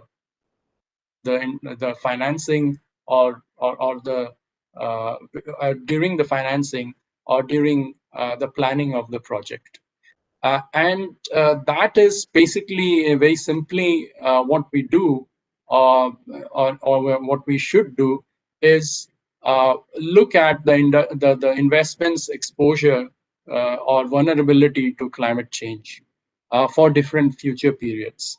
And of course, go as deep as possible to the lowest level, which is particularly that latitude, longitude to which the industry is being constructed, and look at this, climate risk score from a purpose of different climate change scenarios. So while we know there is a climate change going to happen, there will be rising of water levels with increasing CO2 and things like that. The storms will be getting more frequent and maybe even more heavy. We do not know exactly what is going to be the scenarios. The situation. There are only scenario buildings that are possible, depending on the the warming of the seas that will happen by 2050, for example. There is obviously the Paris Agreement of what will people would like to cap it at, whatever the 2.5 degrees centigrade that we're talking about. But that's just one point, right? The scenario could be quite different. They could be pessimistic, optimistic for them. And it's very important when we are making investments, either in infrastructure, which is protecting our coast, or even in a particular industry, that we actually build for the future with the climate change scenarios in consideration, and not take insurance as a very static part of the process. So the submission here is very much very simple. Insurance obviously is one of the ways to mitigate disaster risks on any type of project, infrastructure project, by taking away your cyclone, storm surge, flooding risk away from you. But it always comes down when the investor on the the equity partner or the public sector fund partner of the has made the investment, and into a special projects SPV, and then they give the contracts out for a section of the risk to different contractors, the large contractors in the country. And then the contractors actually look for insurance and reinsurance partners to go around. What we are submitting is that when we are talking about millions or trillions of rupees to be invested on particular projects, the investors must actually do the climate risk scoring, looking at the life, the life of the project of 30, 40, 50 years. What will be the climate risk score of this with different scenarios, and discuss with suitable insurance companies and reinsurance partners how to plan for the future around that. So there could be two things here. One is obviously, plan for a longer term insurance, but also look at, what could be the storm surge, for example, of this scenario in 20 years time, and maybe build the protection maybe 10 centimeter, 15 centimeter higher. It's better to invest after, looking at the climate risk now, and spend a little bit more, than actually end up with obviously losses of larger losses than anticipated in 20 years time, have an interruption, and of course the more and more losses a project has due to the cyclone than anticipated, the premiums of the future will keep going up. So submission from my side and is to actually now think for the very heavy investments that we do in future to do climate risk scoring, and have insurance and reinsurance as a partnership while the investment of the project is being talked about, rather than when the contract of the project is being given out. Now, infrastructure projects as such have the traditional insurance covers. So I now move from the consideration I was asking you to think about to just what is operational covers that people need to buy. In the construction phase, you have engineering and construction cover. You have the third party liability risk. You have erection risk, the project part, when it brings the equipments and goods from different parts of the country, you have project cargo, or marine risk. You have the surety, so the surety bonds, which the contractors need in terms of replacing the bank guarantees as part of different covers that are. And then on the operation and maintenance, you have the traditional operational covers, machinery breakdown covers, costs of cleanup and removal of debris, environment impairment liabilities. And then the banks and the institutions are always interested in your project to make sure that you have a business interruption cover, which is basically, loss of profit cover. And you also, can buy weather hedges for protection. And of course, these days, parametric covers as an additional risk management tool is quite quite prevalent in several parts of the world. And it's part of the finance embedded risk transfer. It's when you're borrowing a certain amount of money, but your borrowing cost is actually brought down because you've risk managed the project with adequate insurance. So now I just take 2 or 3 more minutes, Rubab, for presenting a couple of cases on financing and protection due to cyclones. So one is in Taiwan. It's the offshore wind farm in Taiwan, and obviously Taiwan is highly susceptible to typhoons, and still they went ahead to construct the offshore weather farm. And so we were part of that project, offering a bundled solution comprising both physical damage possibilities to cyclone, as well as I talked about in the previous slide, business interruption cover.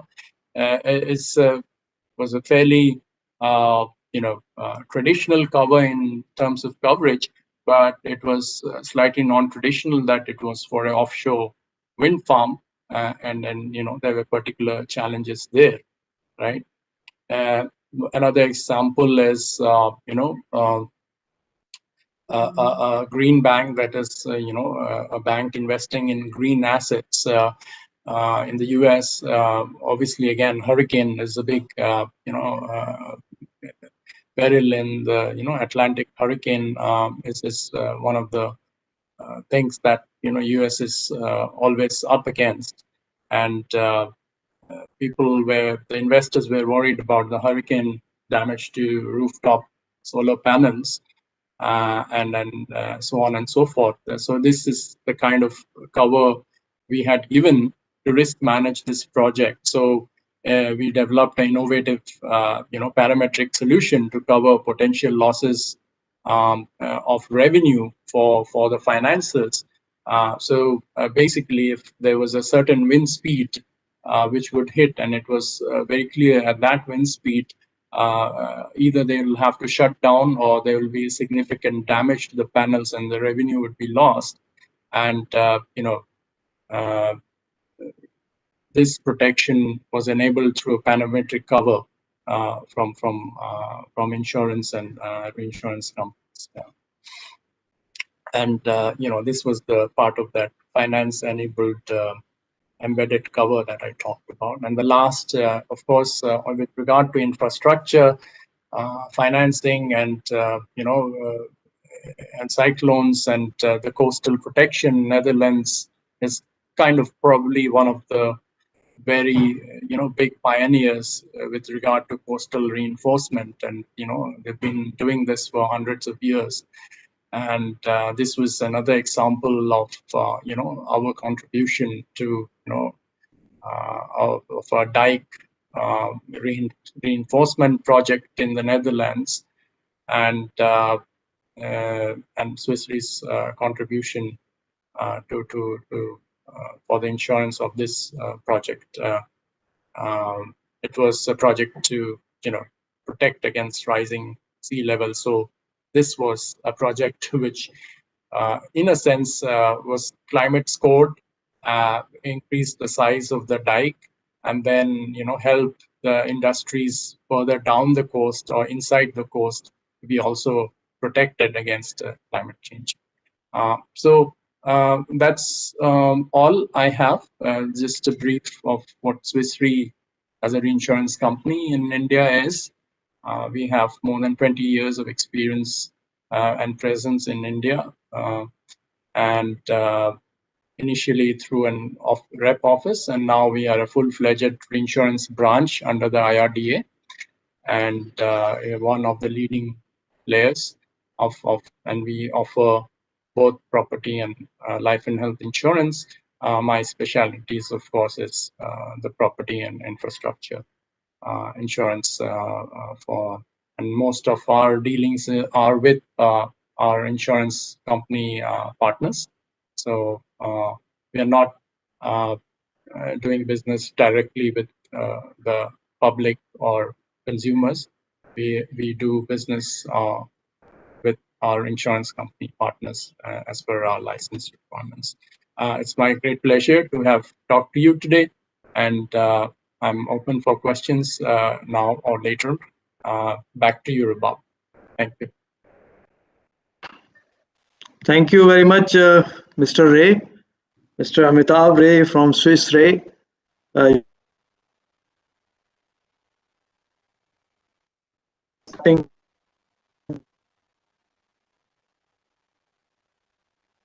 Was very, very informative. A lot of few terms I also to know, especially the term like climate risk score. It's very heartening to know that this kind of advancement are happening. And as obviously you mentioned, the risks are mapped during cyclonic activities, before, during, and after. And you also gave certain figures of the economic losses and insurance losses, and there is a huge gap between these two. Would like to know more on this, that how and why these gaps are there, and since losses are very, very huge, as you mentioned about the Amphan cyclone, for example. Yeah. The economic losses are of the order of 13,005 million US dollar, and the insured losses were only 120 US million dollar. So Yes. Why such a huge gap? That question comes to mind. Yeah. Examples of the risk cover you have provided to very unique facilities like offshore wind farm in Taiwan, and protecting a green bank in US against hurricane. It's a really remarkable work you have done. and it is a great service to the world, not only the nation, to the world as well. So I compliment you on that. Would you like to Thank you, answer sir. this doubt which Yeah. I just raised? Yes, yes. I will. So, sir, the economic, when we are looking at economic losses, we are obviously also including the loss or the impact to GDP, which happens. So, it's Okay. not just the physical losses. It's the loss to infrastructure. So, if road is washed away, obviously there is, let's say, 100 crore or 200 crore loss, which was not insured in the first place, happens.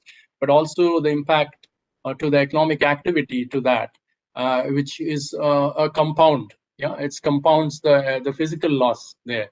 You know, if it's there's nobody who can go up back and forth and do their daily activities, or industry can't function because the road is entirely blocked and its production is stopped for a month.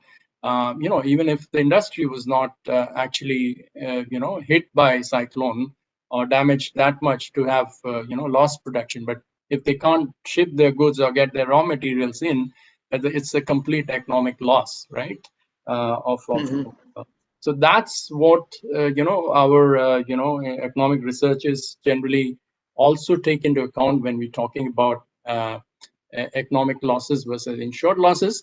But it's not just that; it's also that there is a huge amount of infrastructure in this country, which obviously is self-insured by the nation, and there are also lots of industries where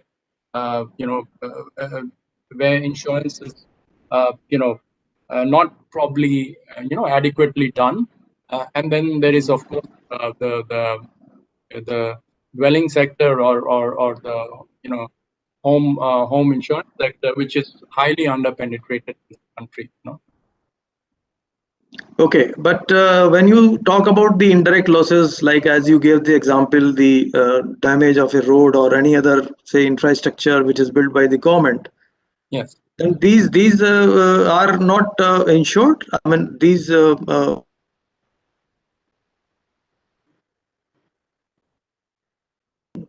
today, what we have, and also I'll like Dr. Sinha to also chip in. Yeah. So the private toll roads that are increasingly coming, and they have that business, they are increasingly being insured today. Yeah, Sina would like to supplement this. I think. Yeah, I think what Amitabh has covered up, what we have as in today, because the economic losses which we are trying to talk about, it includes the losses by private industries, the public infrastructure, the government created infrastructure, and we do have very low penetration of certain segment of the risk as of now. So if you talk about so many of the state public sector organization or the central, I mean, not the PSUs of Government of India, remains uncovered on, they don't have the insurance as a tool for risk transfer. And besides that, the per capita premium, how to go in India is one of the lowest. I see. Certainly, at a macro level, it certainly reflects that the insurance as risk transfer tool has not been adopted the way the rest of the world, the many of the developed countries have done it. So can we call it a lack of, sorry, call it a lack of awareness amongst various, say, private operators or private infrastructure builders? They would be certainly aware of the risk, but if they are not intending to ensure that, I mean, this is a classic case when he mentioned about the cyclone fund and the huge losses which we have incurred, and the insured loss was only 120 US million dollar compared to total loss. In the year 2020, we are talking about this. I mean, then do we take up such cases wherein we take up the efforts to make people understand that had you done this, these losses were avoidable? I mean, minimize it at least. That is a very fair comment, Dr. Gar. Obviously, we didn't have the fair amount of attention to the insurers in various part of the world. What I was noticing in Amitabh's presentation, so different the cyclones in last 2 or 3 years have affected different part of the country. Some of the parts the insurance penetration is much higher, the insured loss is better, and some of the places it's very low. For example, the last year cyclone or Amphan, if I have in my presentation, the insured loss was less than 1% of the economic loss, and in the previous one it has been the 17%. So again, it becomes demographic character. I mean, insurance has got higher penetration in the states where you have it has a better economy than other places. So we don't have a lot of diversity in economic condition. Right. Okay. Thank you. Then we move on. Rubab or Akhil, are you there? Yes, sir. So we will move on to our next speaker, Mr. Madhukar Sinha. So on behalf of FICCI, CIDM, NIDM, and NDMA, we are proud to welcome Mr. Madhukar Sinha, who is the Chief Compliance Officer and Executive Vice President and Head of Government and Rural Business, Tata AIG General Insurance Company Limited.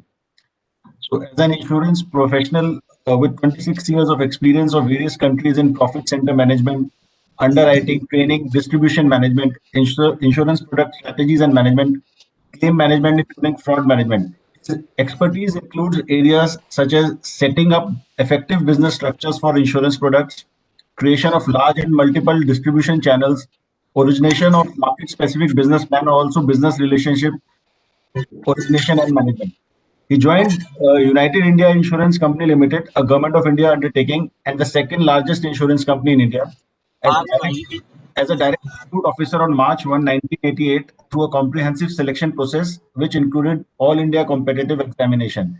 He joined Tata AIG General Insurance Company Limited as part of the Start-off Group in 2001. Currently placed as National Head Personal Lines Tata AIG General Insurance Company Limited, and also as Regional Underwriting Manager Personal Lines AIG overseeing Middle East and Africa, a part of EMEA region of AIG. Over to you, Mr. Sinha. Thanks a lot for very comprehensive welcome, Ruhab, and I'm really privileged to be here. And I did attend couple of technical sessions as well as inaugural session of this program, and I found it very informative. And I think a lot of places we need to collaborate with the experts, and we come to some solution. So I just wanted to start. I think Amitabh has covered some of the places you may find repetition of what he has spoken, because we have a common topic to handle. Couple of things which we wanted to discuss, and Dr. Garg has asked a very valid question on the insurance penetration, and the mindset which we have in India currently is good enough to handle the cyclone risk. And I think what we have today is very rudimentary stage. When we talk about climate change, the frequency of localized calamities as well as large scale calamities have gone up in past. And I think right now what I'm reporting to the regulator on weekly basis on the way we are settling the claim, the how is PD the claim settlement, and the regulator is taking a lot of care so that we don't delay, the insurance industry doesn't delay in settlement of claim, and they're on top of it. So coming back to the topic is something which I wanted to share with you. Hope the presentation is visible now. Yes. Yeah. So these are the agenda: the disaster risk in India, natural catastrophe, path to resilience, insurance gap, which actually Amitabh has covered up a bit, role of insurance in CAT cover, traditional insurance, parametric insurance, traditional versus parametric insurance, insurance as a risk diversification, initiative on parametric insurance, and recommendation. I have not got much of a data into it, because what I feel, and the reason for my perception is that obviously we do have a lot of gap in understanding how they can transfer the risk to us and industry in particular. why they have not been able to really avail the facilities which insurance companies provide in the effective risk management. So I'll go to the next slide, which talks about the kind of exposure we have on the cat loss. So almost 5,200 urban local bodies in India are exposed to the cat loss. Out of 36 states and union territories, 27 are actually exposed to the cat loss. While we have a lot of focus from the government and other bodies on the coastal region, and especially in the eastern coast, where you have more frequency of cyclone. There's a place where the cyclone actually enters India, which has got much higher frequency than what you have in Arabian Sea. The Bay of Bengal is much more active on providing us, the disastrous climatic condition. But if you see, except to some extent Karnataka, all this, or maybe in the northeast and Jammu and Kashmir, some of Himachal Pradesh area, all entire country is exposed to very high damage risk to high damage risk. That's very interesting, and that's a question which we really talk. And when we see the claims, we do see the claims coming from the very high risk much more than location where we have high risk and where we don't get much of claims coming from the low risk area. So this is where we know, like I was talking, and which Amitabh covered and we discussed also. So if you see, Funny has about 17% insured economic loss and insured loss, and Amphan has just 1%. So there's a huge gap, and this is if you compare to the global, where the insurance covers are provided. I'm not taking the countries which are on in the path of initial path of the development. This percentage goes to as much as 43%. So this is the glaring example where we have not been able to get into or maybe make people risk averse as far as the cat loss is concerned.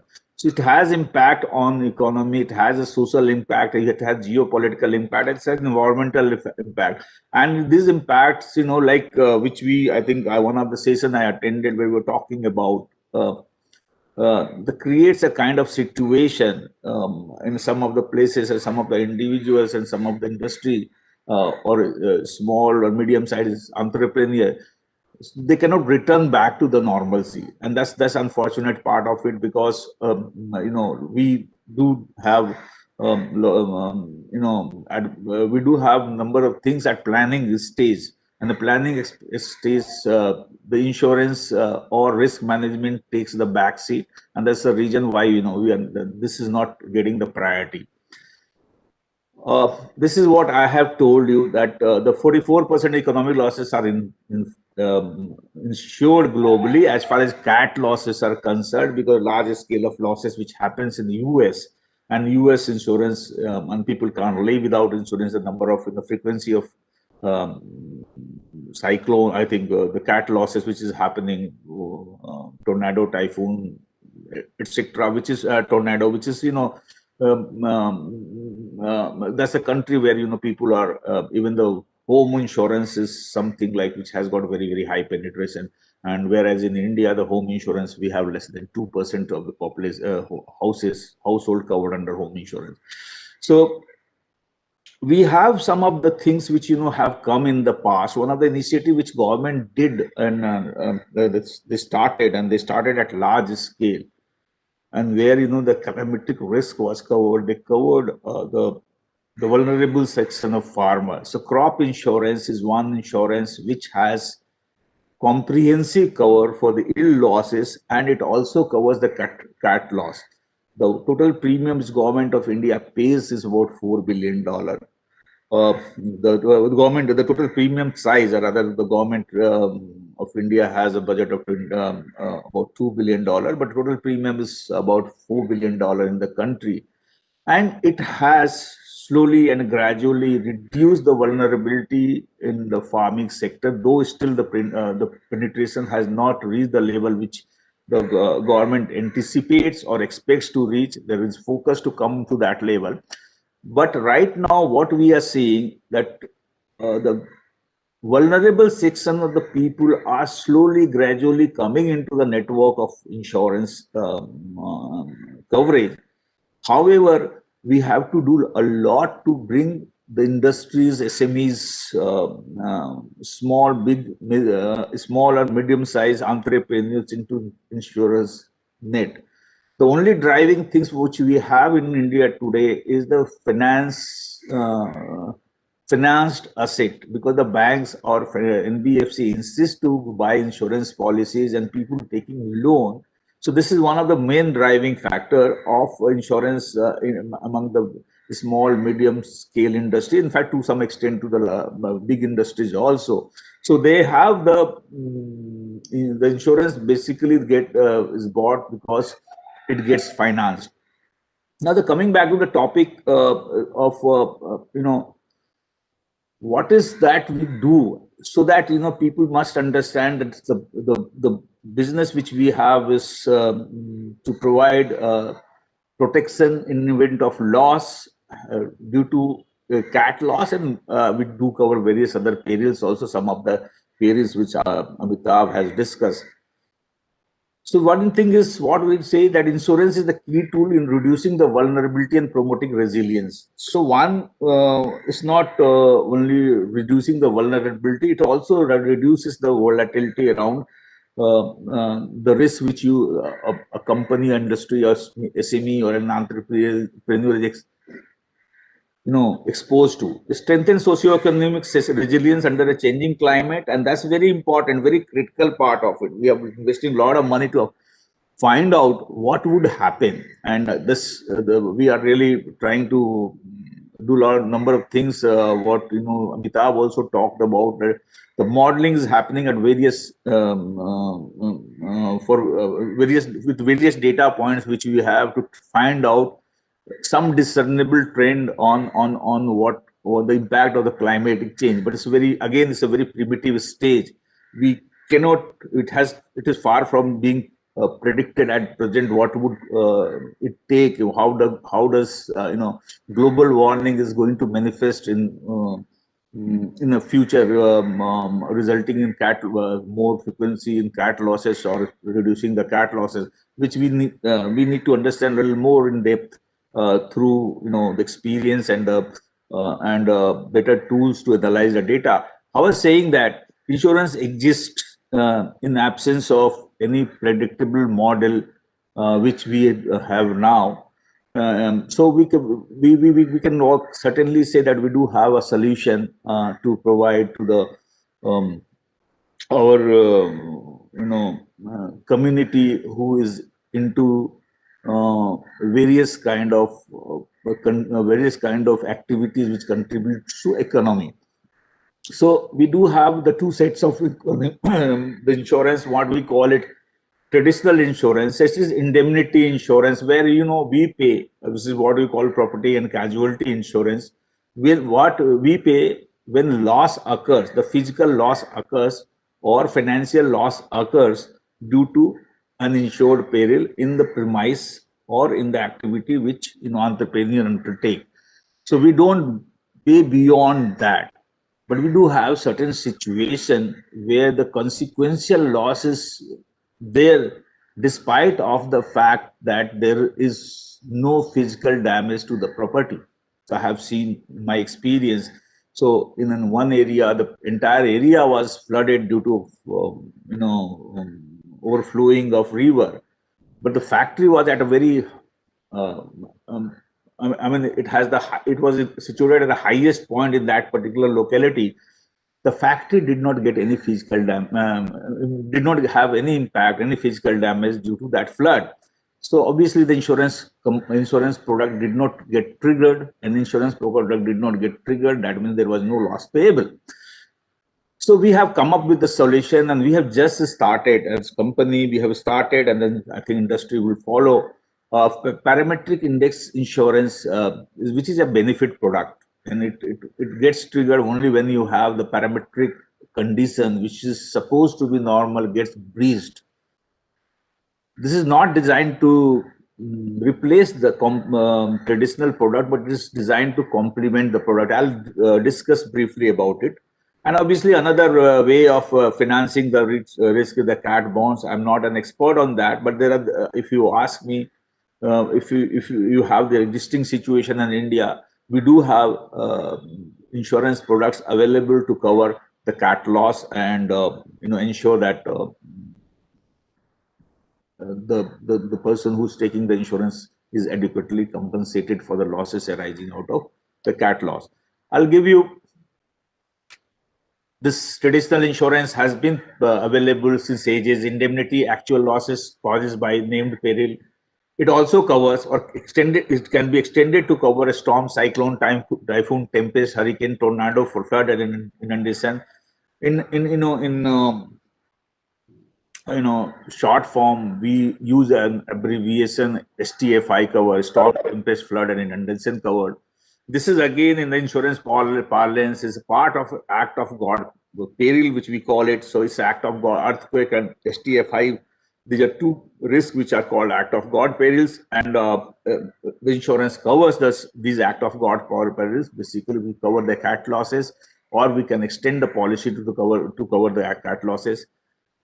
What we cover is the physical damage to the extent losses are excessed by the loss adjuster. The last point, which is very interesting for us, and what we do when we evaluate the risk, we analyze the construction, occupancy, prevention, and exposure. So one of the questions which Dr. Garg asked at the start of this session, whether they for reducing the risk, reducing the exposure, whether the industry gets any benefit. Yes, they do get any benefit.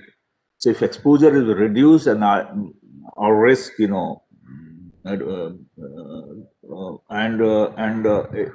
organization and entity which deploy the preventive or protective devices, the construction is something what we call has got resistance towards a storm, etc.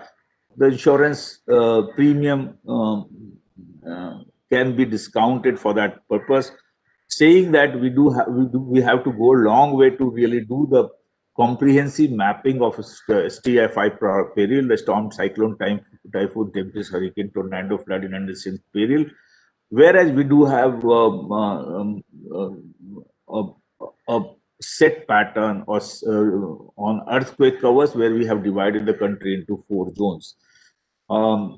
Going to the next one, which is what we are talking about, which I covered briefly, is parametric insurance designed to complement traditional indemnity insurance. It actually fills a field protection gap. You might not have got extensive damage in your factory due to storm, but you might have your workers could not reach. There is a loss in production, and ultimately there is a loss in profit. So if this is a parametric, when we call it, it's a benefit product. It can be a sum insured can be a value on which you want to take the insurance can be chosen, and that once the parametric condition are breached, the normal parametric conditions are breached, the insurance company pays. So I'll just share an example which we have done in collaboration with Swiss Re only, how it operates and how we really see that parametric insurance, parametric thresholds have been breached. We do have a pre-agreement on what is called normal parametric indices. What are the modeling we have to choose to consider that, and the data source is independent third party. So from data modeling, this is arrived at, and the loss triggers, and we pay the loss. I'll give you an example which was, so I'll just share with you. This is an example. I'll come back to the previous slide. So this is with the help of this can be replicated for industries as well. Here we have covered the rainfall, and we have covered the rainfall in state of Nagaland. NSDMA has taken that initiative, and we collaborated with Swiss Re to provide a unique solution for on index-based solution to that state. Whereas you see that the 385 up to 385 rainfall, average rainfall for a week, there is no loss payable. Between 385 to 405 millimeter rainfall, the 15% of the sum insured is payable, and 400 to 435, 45%. If it exceeds the average rainfall maximum for maximum 7 days consecutive cumulative rainfall, which we are talking about, if it exceeds, then we pay the 100%. So this is an example which we have done a parametric base cover for Nagaland state in collaboration with Swiss Re, and where we have designed a cover. This can be done for right now anything which has data points, and fortunately we have the modeling we can do for cyclone, earthquake, wind speed, sunlight, rainfall, flood, everything can be done and which is measurable, and we can provide that parametric cover.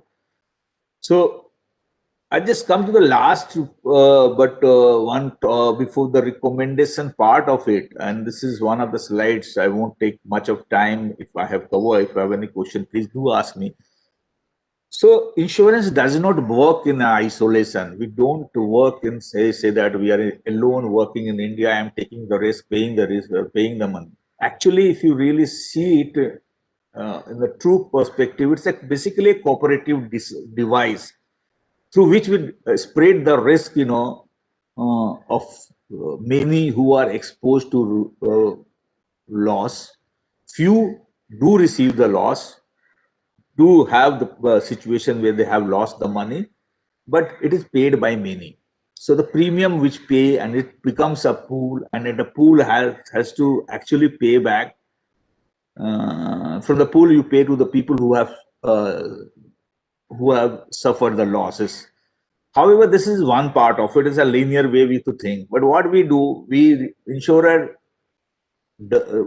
insurers take the premium. They know what the capacity they have. They reinsure it, and the reinsurer again estimate their capacity, and they again retro reinsurance they do. So how it works? So Indian reinsurance company, for example, GIC is the leading company in India. We place the reinsurance, or Swiss Re, we place the reinsurance, and GIC India also takes the reinsurance from the external world, and they also place the retro reinsurance to the external world. So it is, the entire mechanism work in a way that you do the global distribution spreading of the risk. Okay. What we say that everybody ultimately has to pay for the losses. Only thing what insurance company does, the losses is paid in the long run, whereas when you don't get insurance, you don't have insurance, you have to pay the loss immediately when it occurs. The problem with that philosophy, that if you don't insure it, the occurrence of risk, it may happen tomorrow. The capacity of retaining the risk in case of catastrophe is very, very difficult for any entity. So that's the reason why we say the transfer of risk, the insurance is a very potent tool for transfer of risk, and gets into that. So I have given this example. I think if you have any questions, please do ask me at the end. So my recommendation is, obviously there's a huge gap in insured losses and economic losses. We may have to find a way, how do we really ensure that this gap is bridged, at least to the extent we have we bring it to the global level. The government, like I told you, that is for the social vulnerable sectors, we may have the same way what we could do for a one piece of cat loss in Nagaland.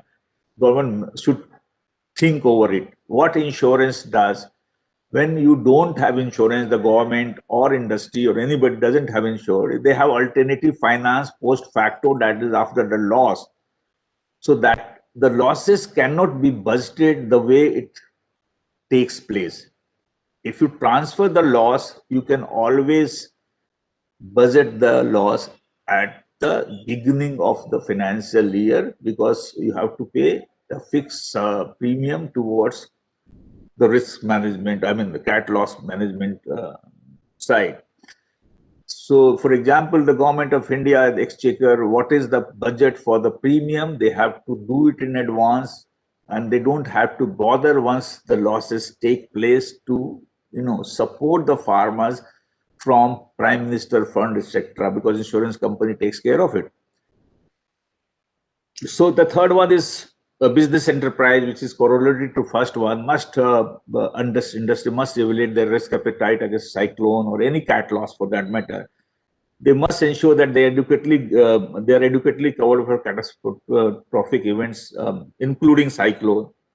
What we really, I mean, this series of sessions which I attended, I have got some insight that as an insurance industry association, and data providers, data scientists, modeling agency, infrastructure, experts should join together to create a very, very resilient, robust system, and we find a way to provide adequate coverage to for the residual risk which could not be covered or could not be predicted at the beginning of the year.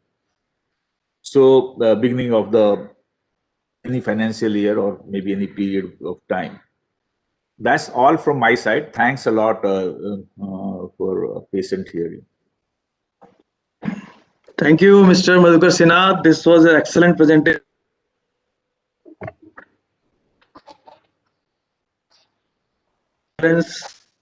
Who mentioned penetration is very high, and the figures like 6% economic losses are insured in India with 44% globally. It's a real eye opener. And I think very rightly your recommendations regarding low penetration, role of government, collaboration, etc., are all excellent. And I think the appropriate authorities will take note of it. And these are very, very thoughtful recommendations, and will go a long way in strengthening the insurance sector and the reducing the and you also talked about the parametric insurance risk spreading mechanism, which is also very interesting to know. Overall, it's a very insightful presentation. My compliments to you, and of course, I talked about earlier speaker as well. So thank you so much for the eminent speakers for wonderful presentation. Thanks, sir. Yeah. Questions, Rubab, we can take up. I'm just quickly checking, sir, if there are any, because there are a few.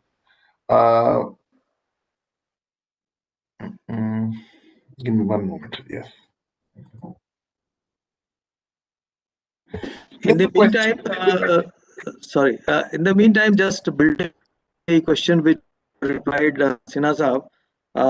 This came to mind that after a say big event, a large cyclone or something happened in a particular area, when the risk is insured in a say industry risk insurance covering cyclone, so do you again review the premium immediately after the event has happened, or what is the provision? So, sir, what we have today is most of the cat losses which are reinsurance driven.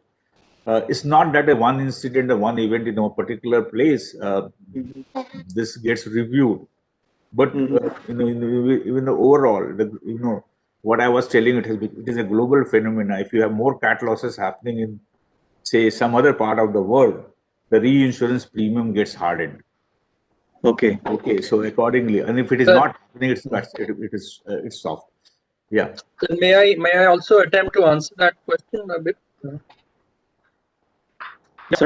Yeah, Amitabh. Yeah.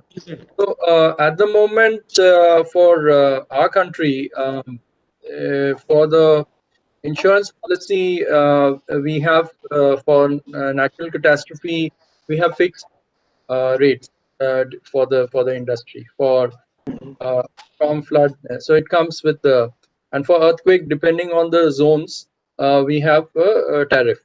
So that's how it is working at the moment. And then on the international side, as Dr. Sinha said absolutely rightly, uh, due to climate change and all, the premiums are trending higher year on year because of the significant losses being incurred. Now, when you, as an insurance company, you reinsure, your premiums may tend to be higher due to losses, both from domestic as well as international pressures. And there could be at some point in time, if the original price which you are charging, which is fixed, there could be a mismatch. So far, it hasn't been so in India. People are able to afford their insurance, but this is something, it's a very good topic that you have brought up. It could be something to be thought about in the future. Okay. Thank you so much. At Thank the you. moment, Rudolph? industry is well protected. Yeah. Yeah, just to add, Mr. Ray, means he has rightly pointed out that right now, if you see for earthquake, like premiums are based on zoning. I would say rather it should be, as we say now, design also, that it's a demand-based design or demand-based performance-based design. So same way, premium should be performance-based premiums sort of thing. That we say how That's good is what the structure. I wanted to say. That should be some assessment. If somebody has built a good structure, he should pay less premium. Means that kind of thing should come. Actually, in Absolutely. a way, will enhance our resilience as So, well as damages in future. I completely agree with you. The risk-based premium. I agree. Yeah, we have certain things. There are two kinds of policy which you are talking about, the tariff driven. Now there has been the relaxation, and we have the coverage which we design, which is non-tariff coverage.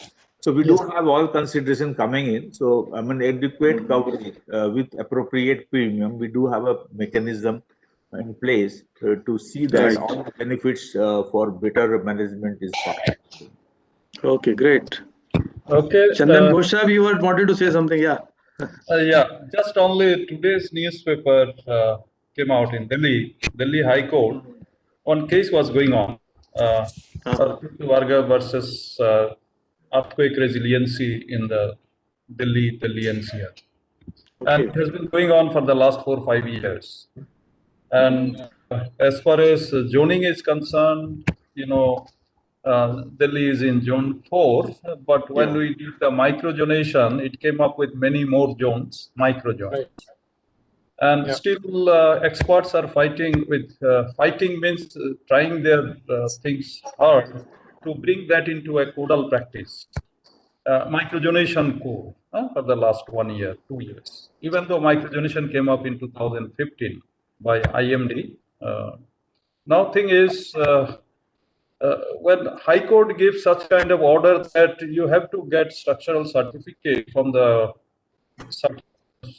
some of the listed structural engineer which are on record, which say for the time being in MCD or DDA, now getting this certificate and putting such kind of certificates which are no way justifies, because I'm civil engineer, about the resiliency of the building, which is even today also that done in any part of the country or in India or Delhi or anywhere, that no way certificate is going to justify to set the set of premium that which is being taken care of with CAT model.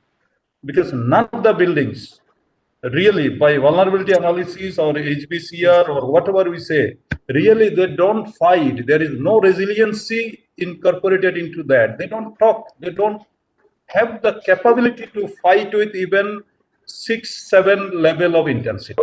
So the complicacy is when insurance agency or reinsurance part is taken care, when building itself is not able to fight or any resilience, then simply setting insurance premium increasing, decreasing, or setting insurance laws and calculation of this, I think they need a more dialogue as well as understanding with the structural engineers that simply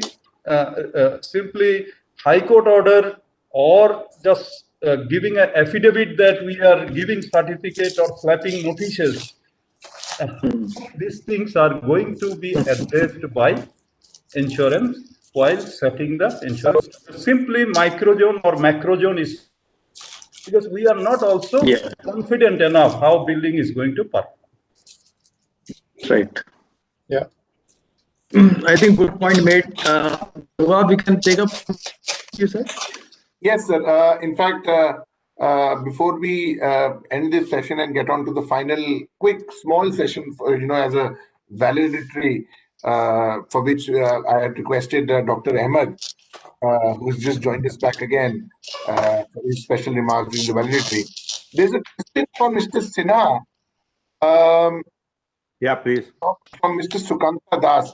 Is there any insurance paying directly after disaster or loss, like a cyclone situation, for damages for dwelling units and house? If I get the correct, then can you buy insurance at the post happening of event to cover what has happened in event? No, you can't. So this is a product which you have to always buy in advance. If that is the question, if I understood the question well. Absolutely, sir. You are very right. Yeah. Yes. This is the only product which we cannot buy when the event has happened. Yes. It has to be. It is one of those questions for a layman. It always strikes you, and you always you would sleep with this thought and want to dream that something like this may be possible when he wakes up. But actually, it doesn't work like that. So one couple of It will be unfair to the people who have bought insurance. Yes. So I think in the lighter side, a couple of myths we have on the general insurance. Like one is that the people, as a layman, people don't differentiate us from the life insurance, and we don't sell any policy which has the money back arrangement. We only come into picture when there is a loss, and provided it is bought well in advance. Yes.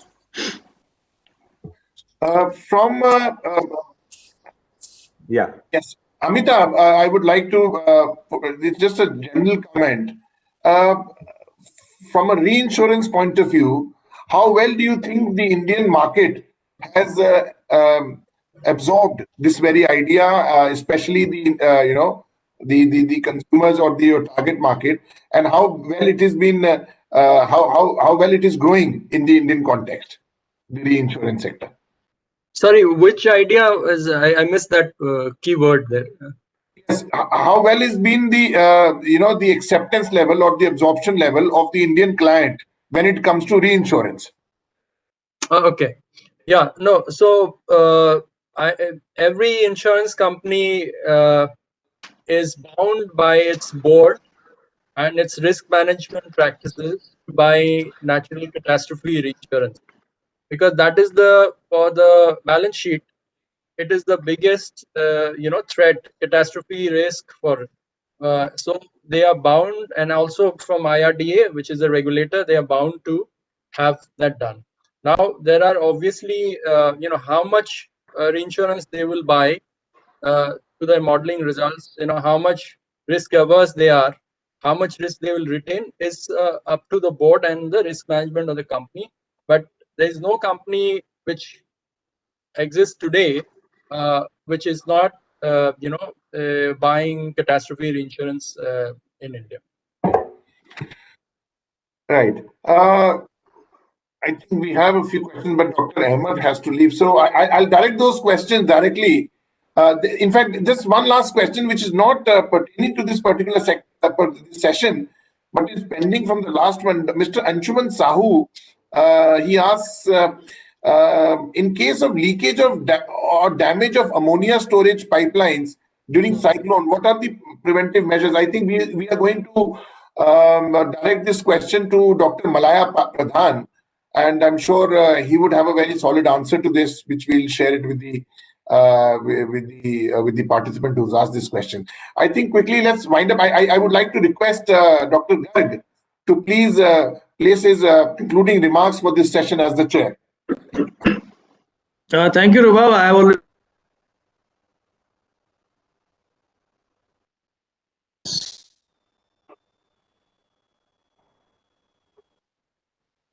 they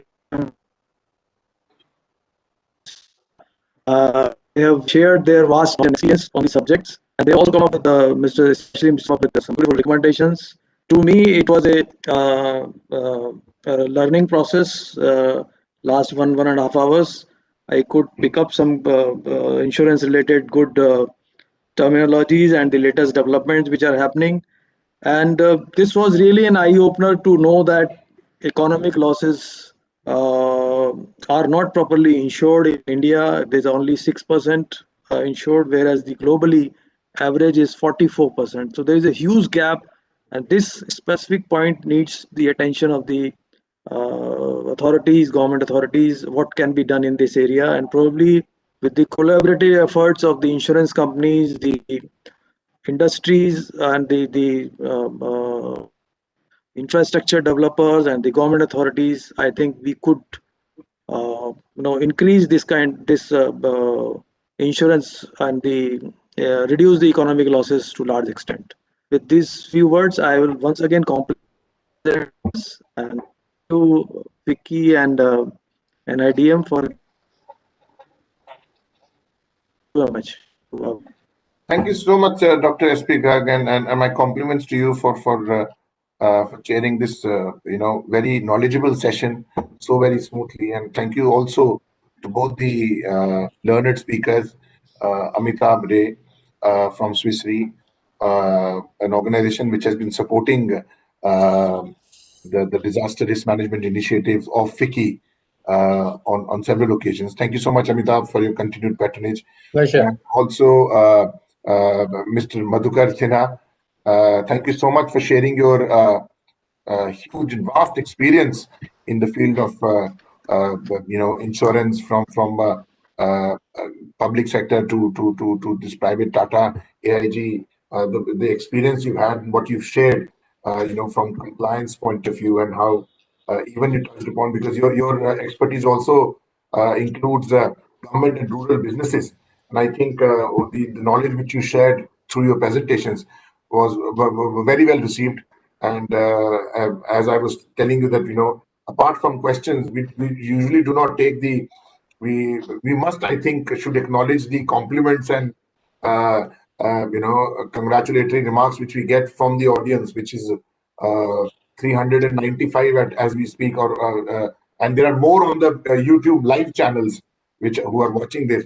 I think we've got some tremendous, very, very motivating feedback from all the participants who have connected for this eConclave. Let me tell you, it's not an easy task from a participant's point of view to stay connected for 3 days. We usually used to plan it for 2 hours, but looking at the content, the demand from the participants, because we keep running we have a feedback mechanism where we ask what is what the participants would look forward to in such a conclave. So we had to spread this over 3 days, and we've been running it for almost 4 hours, almost, so double the time. But I hope it has been worth every minute from a participant point of view, because I personally, I think I have graduated to a different level in last 3 days. From not only cyclone resilience perspective, but overall disaster risk management perspective. And I would like to say, when we talk about cyclones, I would like to mention, the knowledge has been from an extreme weather perspective.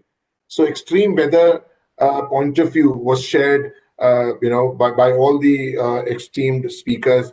And I really don't know any stakeholder in these last 3 days who has not participated, as an expert in this. From every sector of the economy, we've had representation. We've had representation from National Disaster Response Force, from IMD, Mausam Vibhag, from National Remote Sensing Center. We've had Coast Guard with us, one of the first responders. We've got insurance companies. But the list just goes on. And I think, we've got the state authority, one of the most active state authorities on disaster management, which is OSDMA. We had an expert from Australia who joined us, who spoke about innovation and technologies, to deal with cyclones. We've had power giants like Adani Power, Power Finance, Power Grid. I mean, I don't know if there are bigger names than these in the power sector. I mean, I would really like to know if there are bigger names than this in the country. In the past 3 days, we've had experts, technical experts like Dr. Chandan Ghosh, who's right here in front of us, who's the the master on resilient infrastructure aspect of the economy. I think we've been so fortunate to hear his thoughts. Dr. CVR Murthy, one of the most renowned structural engineers at IIT Madras. Then we had, Fluidin CEO talking, Mr. Tripathi. I think all of this put together, I think overall, and as I was talking, I was smoothly trying to enter into the validatory session of this entire episode of 3 days. I think what we've touched upon is path breaking, but what is more important is where we go from here, and the outcomes, the knowledge the outcomes based on the knowledge which has been shared over the last 3 days. I think that again becomes a responsibility of organizers in shape of FICCI CIDM board, NIDM under the able leadership of Executive Director Major General M.K. Bindal. Then DST is here, and ND, of course. We've had active correspondence with the Prime Minister's office also on this subject. EACPM, as you can see, is one of the most active partners of CIDM board. I think we all will get together and pen down some important outcomes of these deliberations, and we'd love to share it with all the stakeholders, from the government, from the department, from the regulators to the private sector organizations as well, because this is where the responsibility becomes even bigger. And I think to shoulder this responsibility, we've had immense support from RMSI. Dr. Gupta, thank you so much for helping us put this eConclave together. From the RGS partners, Esri India, we have private sector in these two names. Then we have the public sector organizations like GAIL India. Thank you so much, Dr. Garg, for continuing our link with GAIL and helping them to come forward to support Indian Oil Corporation, Power Grid. I think the mix tells us that there was active participation from all sectors, as I said, from all sectors of the economy. Possibly every stakeholder has been involved in one way or the other. I would like any comments from the eminent speakers and dignitaries who are right now connected with us before I request Dr. Chandan Ghosh and finally Dr. Muzaffar Ahmed to give their concluding remarks and vote of thanks. I would like to hear from you, the speakers who are connected with us. Any final comments?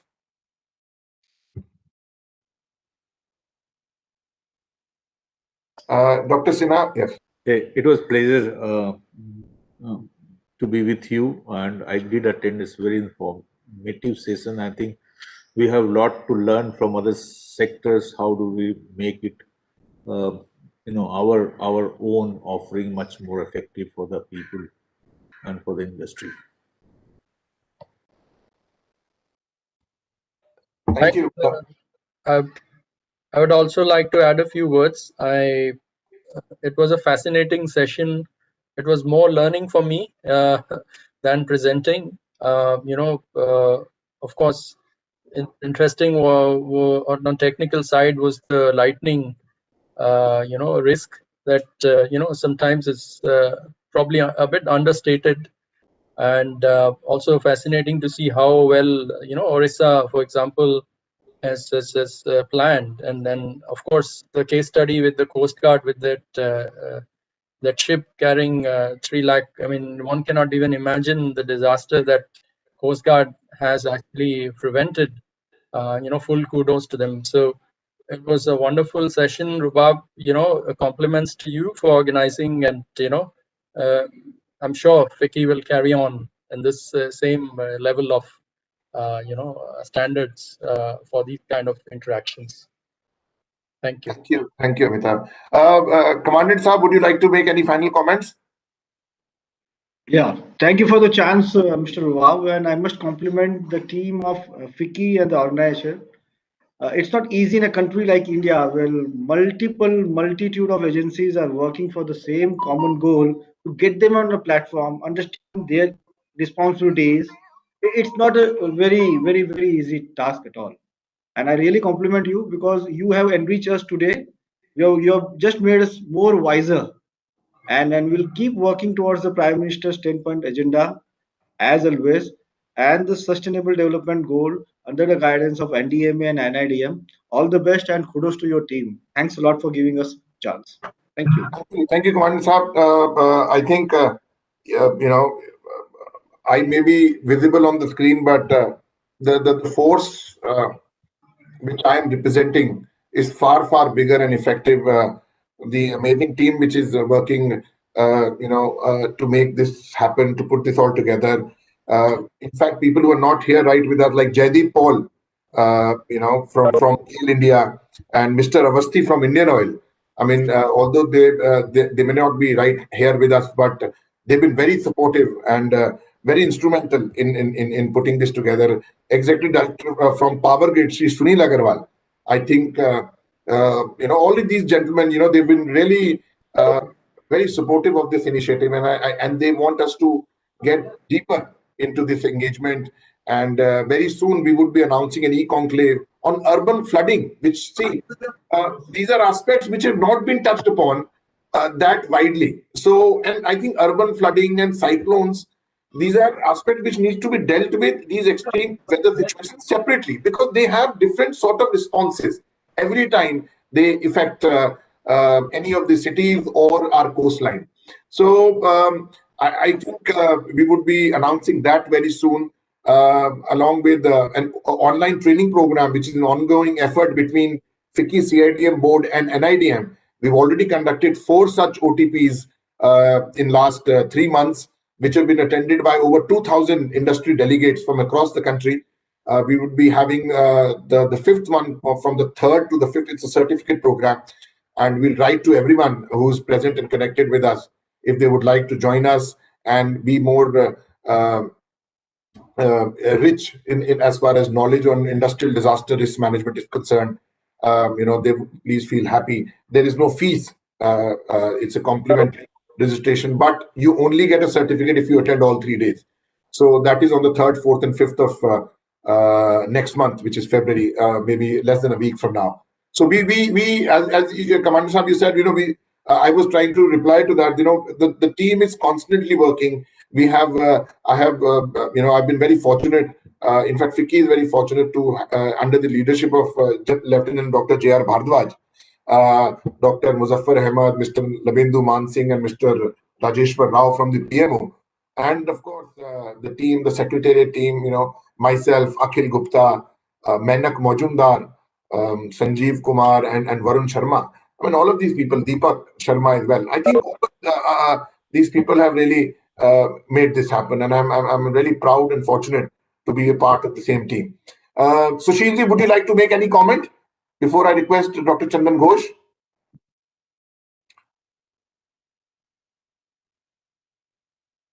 I think there is I think, yes, there was some technical situation at Mr. Gupta. I think he's dropped out, Rubab. I think he's dropped out. Yes. So he was actually trying to say something. He pinged me parallelly, but meanwhile, I think he got locked out. But then RMSI has been of great support, and so has ESRI. We had the president of ESRI speak during the inaugural session also, Agendra Kumar. Great support from these 2 organizations, and I'm sure they've been able to put their word across to more possible potential business clients of theirs. I hope we have given them that platform to have a better outreach and to to people who really need departments which really need their support, their technological support. On that note, I would now request Dr. Chandan Ghosh, head of the Resilient Infrastructure Division at National Institute of Disaster Management, Ministry of Home Affairs, to please say a few words on his behalf and also on behalf of the ED, NIDM, Major Lemke Bindal. Over to you, Dr. Ghosh. Yeah, thank you, Ruba, for taking these 3 sessions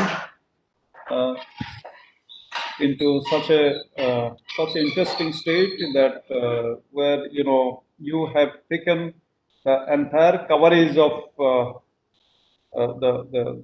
our speakers, starting from the inaugural session and with our honorable ministers, question दे दिया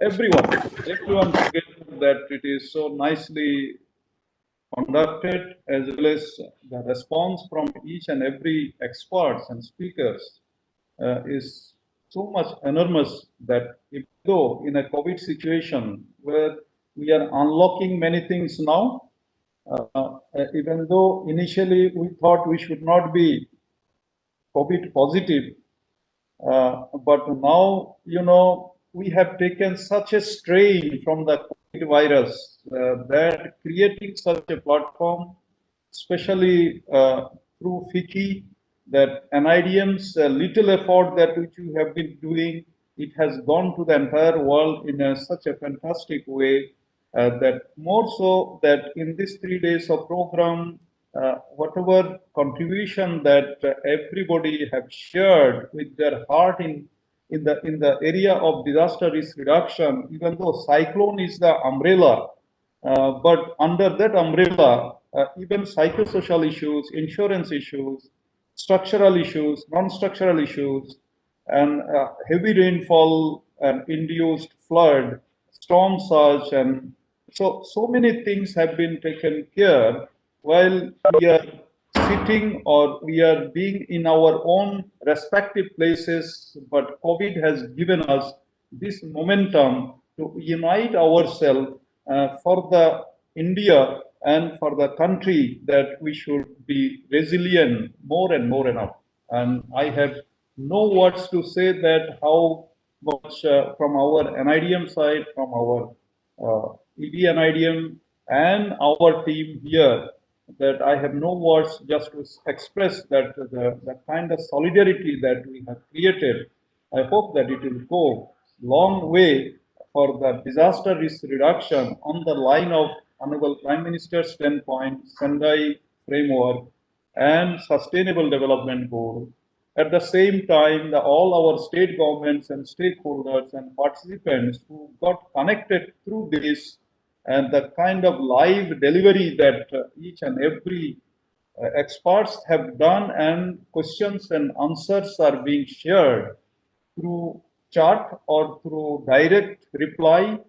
And it is an enormous momentum and synergy that we have created, which will remain unparalleled. Today is the Saturday. It is a second half of the day, but we live with such a fresh memory, which should be put into the action in the days to come, so that we can minimize the gap between, like the last session, it was so lively, the kind of insurance gap that which has been highlighted by both the speaker. So we see that we must reinsure our life and property, just what we have achieved through early warning for cyclone. We should come now to minimize the gap which have been highlighted. And so in that way, let us plan. Already we have planned number of such activities with FICCI, and which you have rightly mentioned. So on behalf of NIDM and on behalf of everyone that we are really thankful to be part of this. In future, we look to see that more and more such activities, not only taking positivity of the COVID situation, but also positivity of our mind side with synergy will go ahead. Thank you. Thank you very much. Thank you so much, Dr. Ghosh, for your very encouraging comments. It really means a lot to us. And now, without wasting any time, I would like to request Dr. Muzaffar Ahmed, Honorable former member, National Disaster Management Authority, and a co-chair of our disaster management CIDM board, Chemical Industrial Disaster Management Board at FICCI, for his concluding remarks and his address. Over to you, Dr. Ahmed. Thank you, Rubab. My friend, Dr. S.P. Kirk, Professor Dr. Chandan Ghosh, Commandant Pukun, Mr. Sinha, and respectable delegates and participants. I'm really happy that the 3 days this important conclave has ended nicely. And I must compliment the eminent speakers who contributed their wisdom and share their experience with our participants. And I must tell you that our country is moving forward with the commitment of our commitment in whether it is the Sendai Framework, Paris Declaration for Climate Change, and also a Sustainable Development Goals. And a lot of efforts have been made under the able leadership of General Bhardwaj and also ED NIDM in organizing these webinars. And we had large number of webinars over the last couple of months. And I'm sure these webinars are going to help us, all the stakeholders, and organizing these conclaves and these initiatives is not easy. For this, I must compliment in person, Rubab, you. I know during the night, even at 11 o'clock, he gives me a call. Sir, I am stuck here. I have to do this thing. How I can plan. See, I must give him, we must acknowledge his contribution in organizing and getting his team of whether it is Akhil, Manik Mujumdar, Varun, Sanjeev, Deepak, and the team from NIDM. My learned friend, Dr. Chandan Ghosh,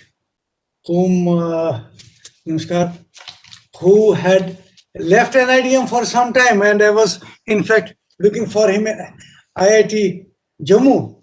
And I'm really happy that he's now back, and his wisdom is an authority. We have been working together, and I must compliment the ED NIDM and Professor Chandan Ghosh and all other faculty members of NIDM for associating with CIDM board. Friends, we are going to have what Rubab has mentioned, that and now we will be focusing on another theme on urban flooding, which is again an area of concern in our country. We have seen what happened in Hyderabad just about, I think, last month, or in other areas, what happened last year in Patna. Number of this has been now getting much more problem than even the floods. So this again, this topic is going to be of very interest, and I would my request will be that we should have as many as participants as possible. It's going to be helpful to all stakeholders connected, and also we should try to rope in the academic institutions, universities, technical universities, and with the help of Professor Chandan Ghosh, IITs and NITs, so that the people, our future generation, also gets exposed to what is being done at various levels on these important subjects. I again thank you all. I don't want to extend your, waiting, because we have been for 3 days, have been a quite a period, a big long period. So I thank you all, and I wish you all the best and good luck. Namaskar and thank you. Jai Hind. Thank you so much, Dr. Ahmed, for your very encouraging remarks, and we're so glad that we are working under the able guidance and leadership of yourself, General Bhardwaj, Mr. Man Singh, and Mr. Rao. And I would also like to put on record the great support which we have received from the Secretary General's office. Mr. Dilip Chinoy himself was there during the inaugural, the Secretary General of FICCI, and the Presidium, Mr. Uday Shankar, the new president of his office. It was their support that we got the encouragement to come up with this eConclave, and I think the upcoming urban flooding eConclave we'll get the same sort of support from the leadership at FICCI, and I hope the same from all our other partners, and solid partners, as Dr. Chandan Ghosh mentioned, that NIDM would continue to support and and show that solidarity together with all its partners, especially with FICCI, in organizing such interesting e-conclaves and OTPs times to come. I would again like to thank all our sponsors, the GIS partner Esri India, our associate partners GAIL, Indian Oil, Power Grid, RMSI, and finally, great amount of gratitude to National Disaster Management Authority, Department of Science and Technology, Economic Advisory Council to the Prime Minister, NIDM, the National Institute of Disaster Management, Ministry of Home Affairs, and all the people who behind this, the conduct of this successful eConclave. So on that note, I think it's time to say goodbye. Although I think in 3 days we have gotten into that mode that we can continue, but all good things have to come to an end. So I think until next time, a very good afternoon to all of you. Have a great day ahead. Have a great weekend ahead. Thank you so much, and namaskar. Thank you. Thank you. Okay. And So bye. finally, a great moderation. Of course, always miss some compliment. So from my side, from an IDF side, you as a moderator, you have really generated a new wave, a very, very, very, very nice wave of moderating the things on behalf of the theme of this. Thank you. Thank you. Thank you, Rubab, and thank you, your team. Manak, whom I can see that his name is here, and Varun, Akhil, and all that who have been after every day, that when it is over, then we used to converse that what are the next steps. Huh? So it is a wonderful. As he says, sir, on a lighter note, Manak is the Brahma. He's never he's always behind and blessing all of us. Yeah. So thank you. We should thank him for his blessings. Yeah. As the Brahma of the idea. Okay. Thank you so much, guys. Bye bye. Show your face. I think we'll have to wait for another day. We have to continue doing good deeds to deserve his. We make sure we continue doing good deeds. Yes, sir. Thank you. Thank you, sir.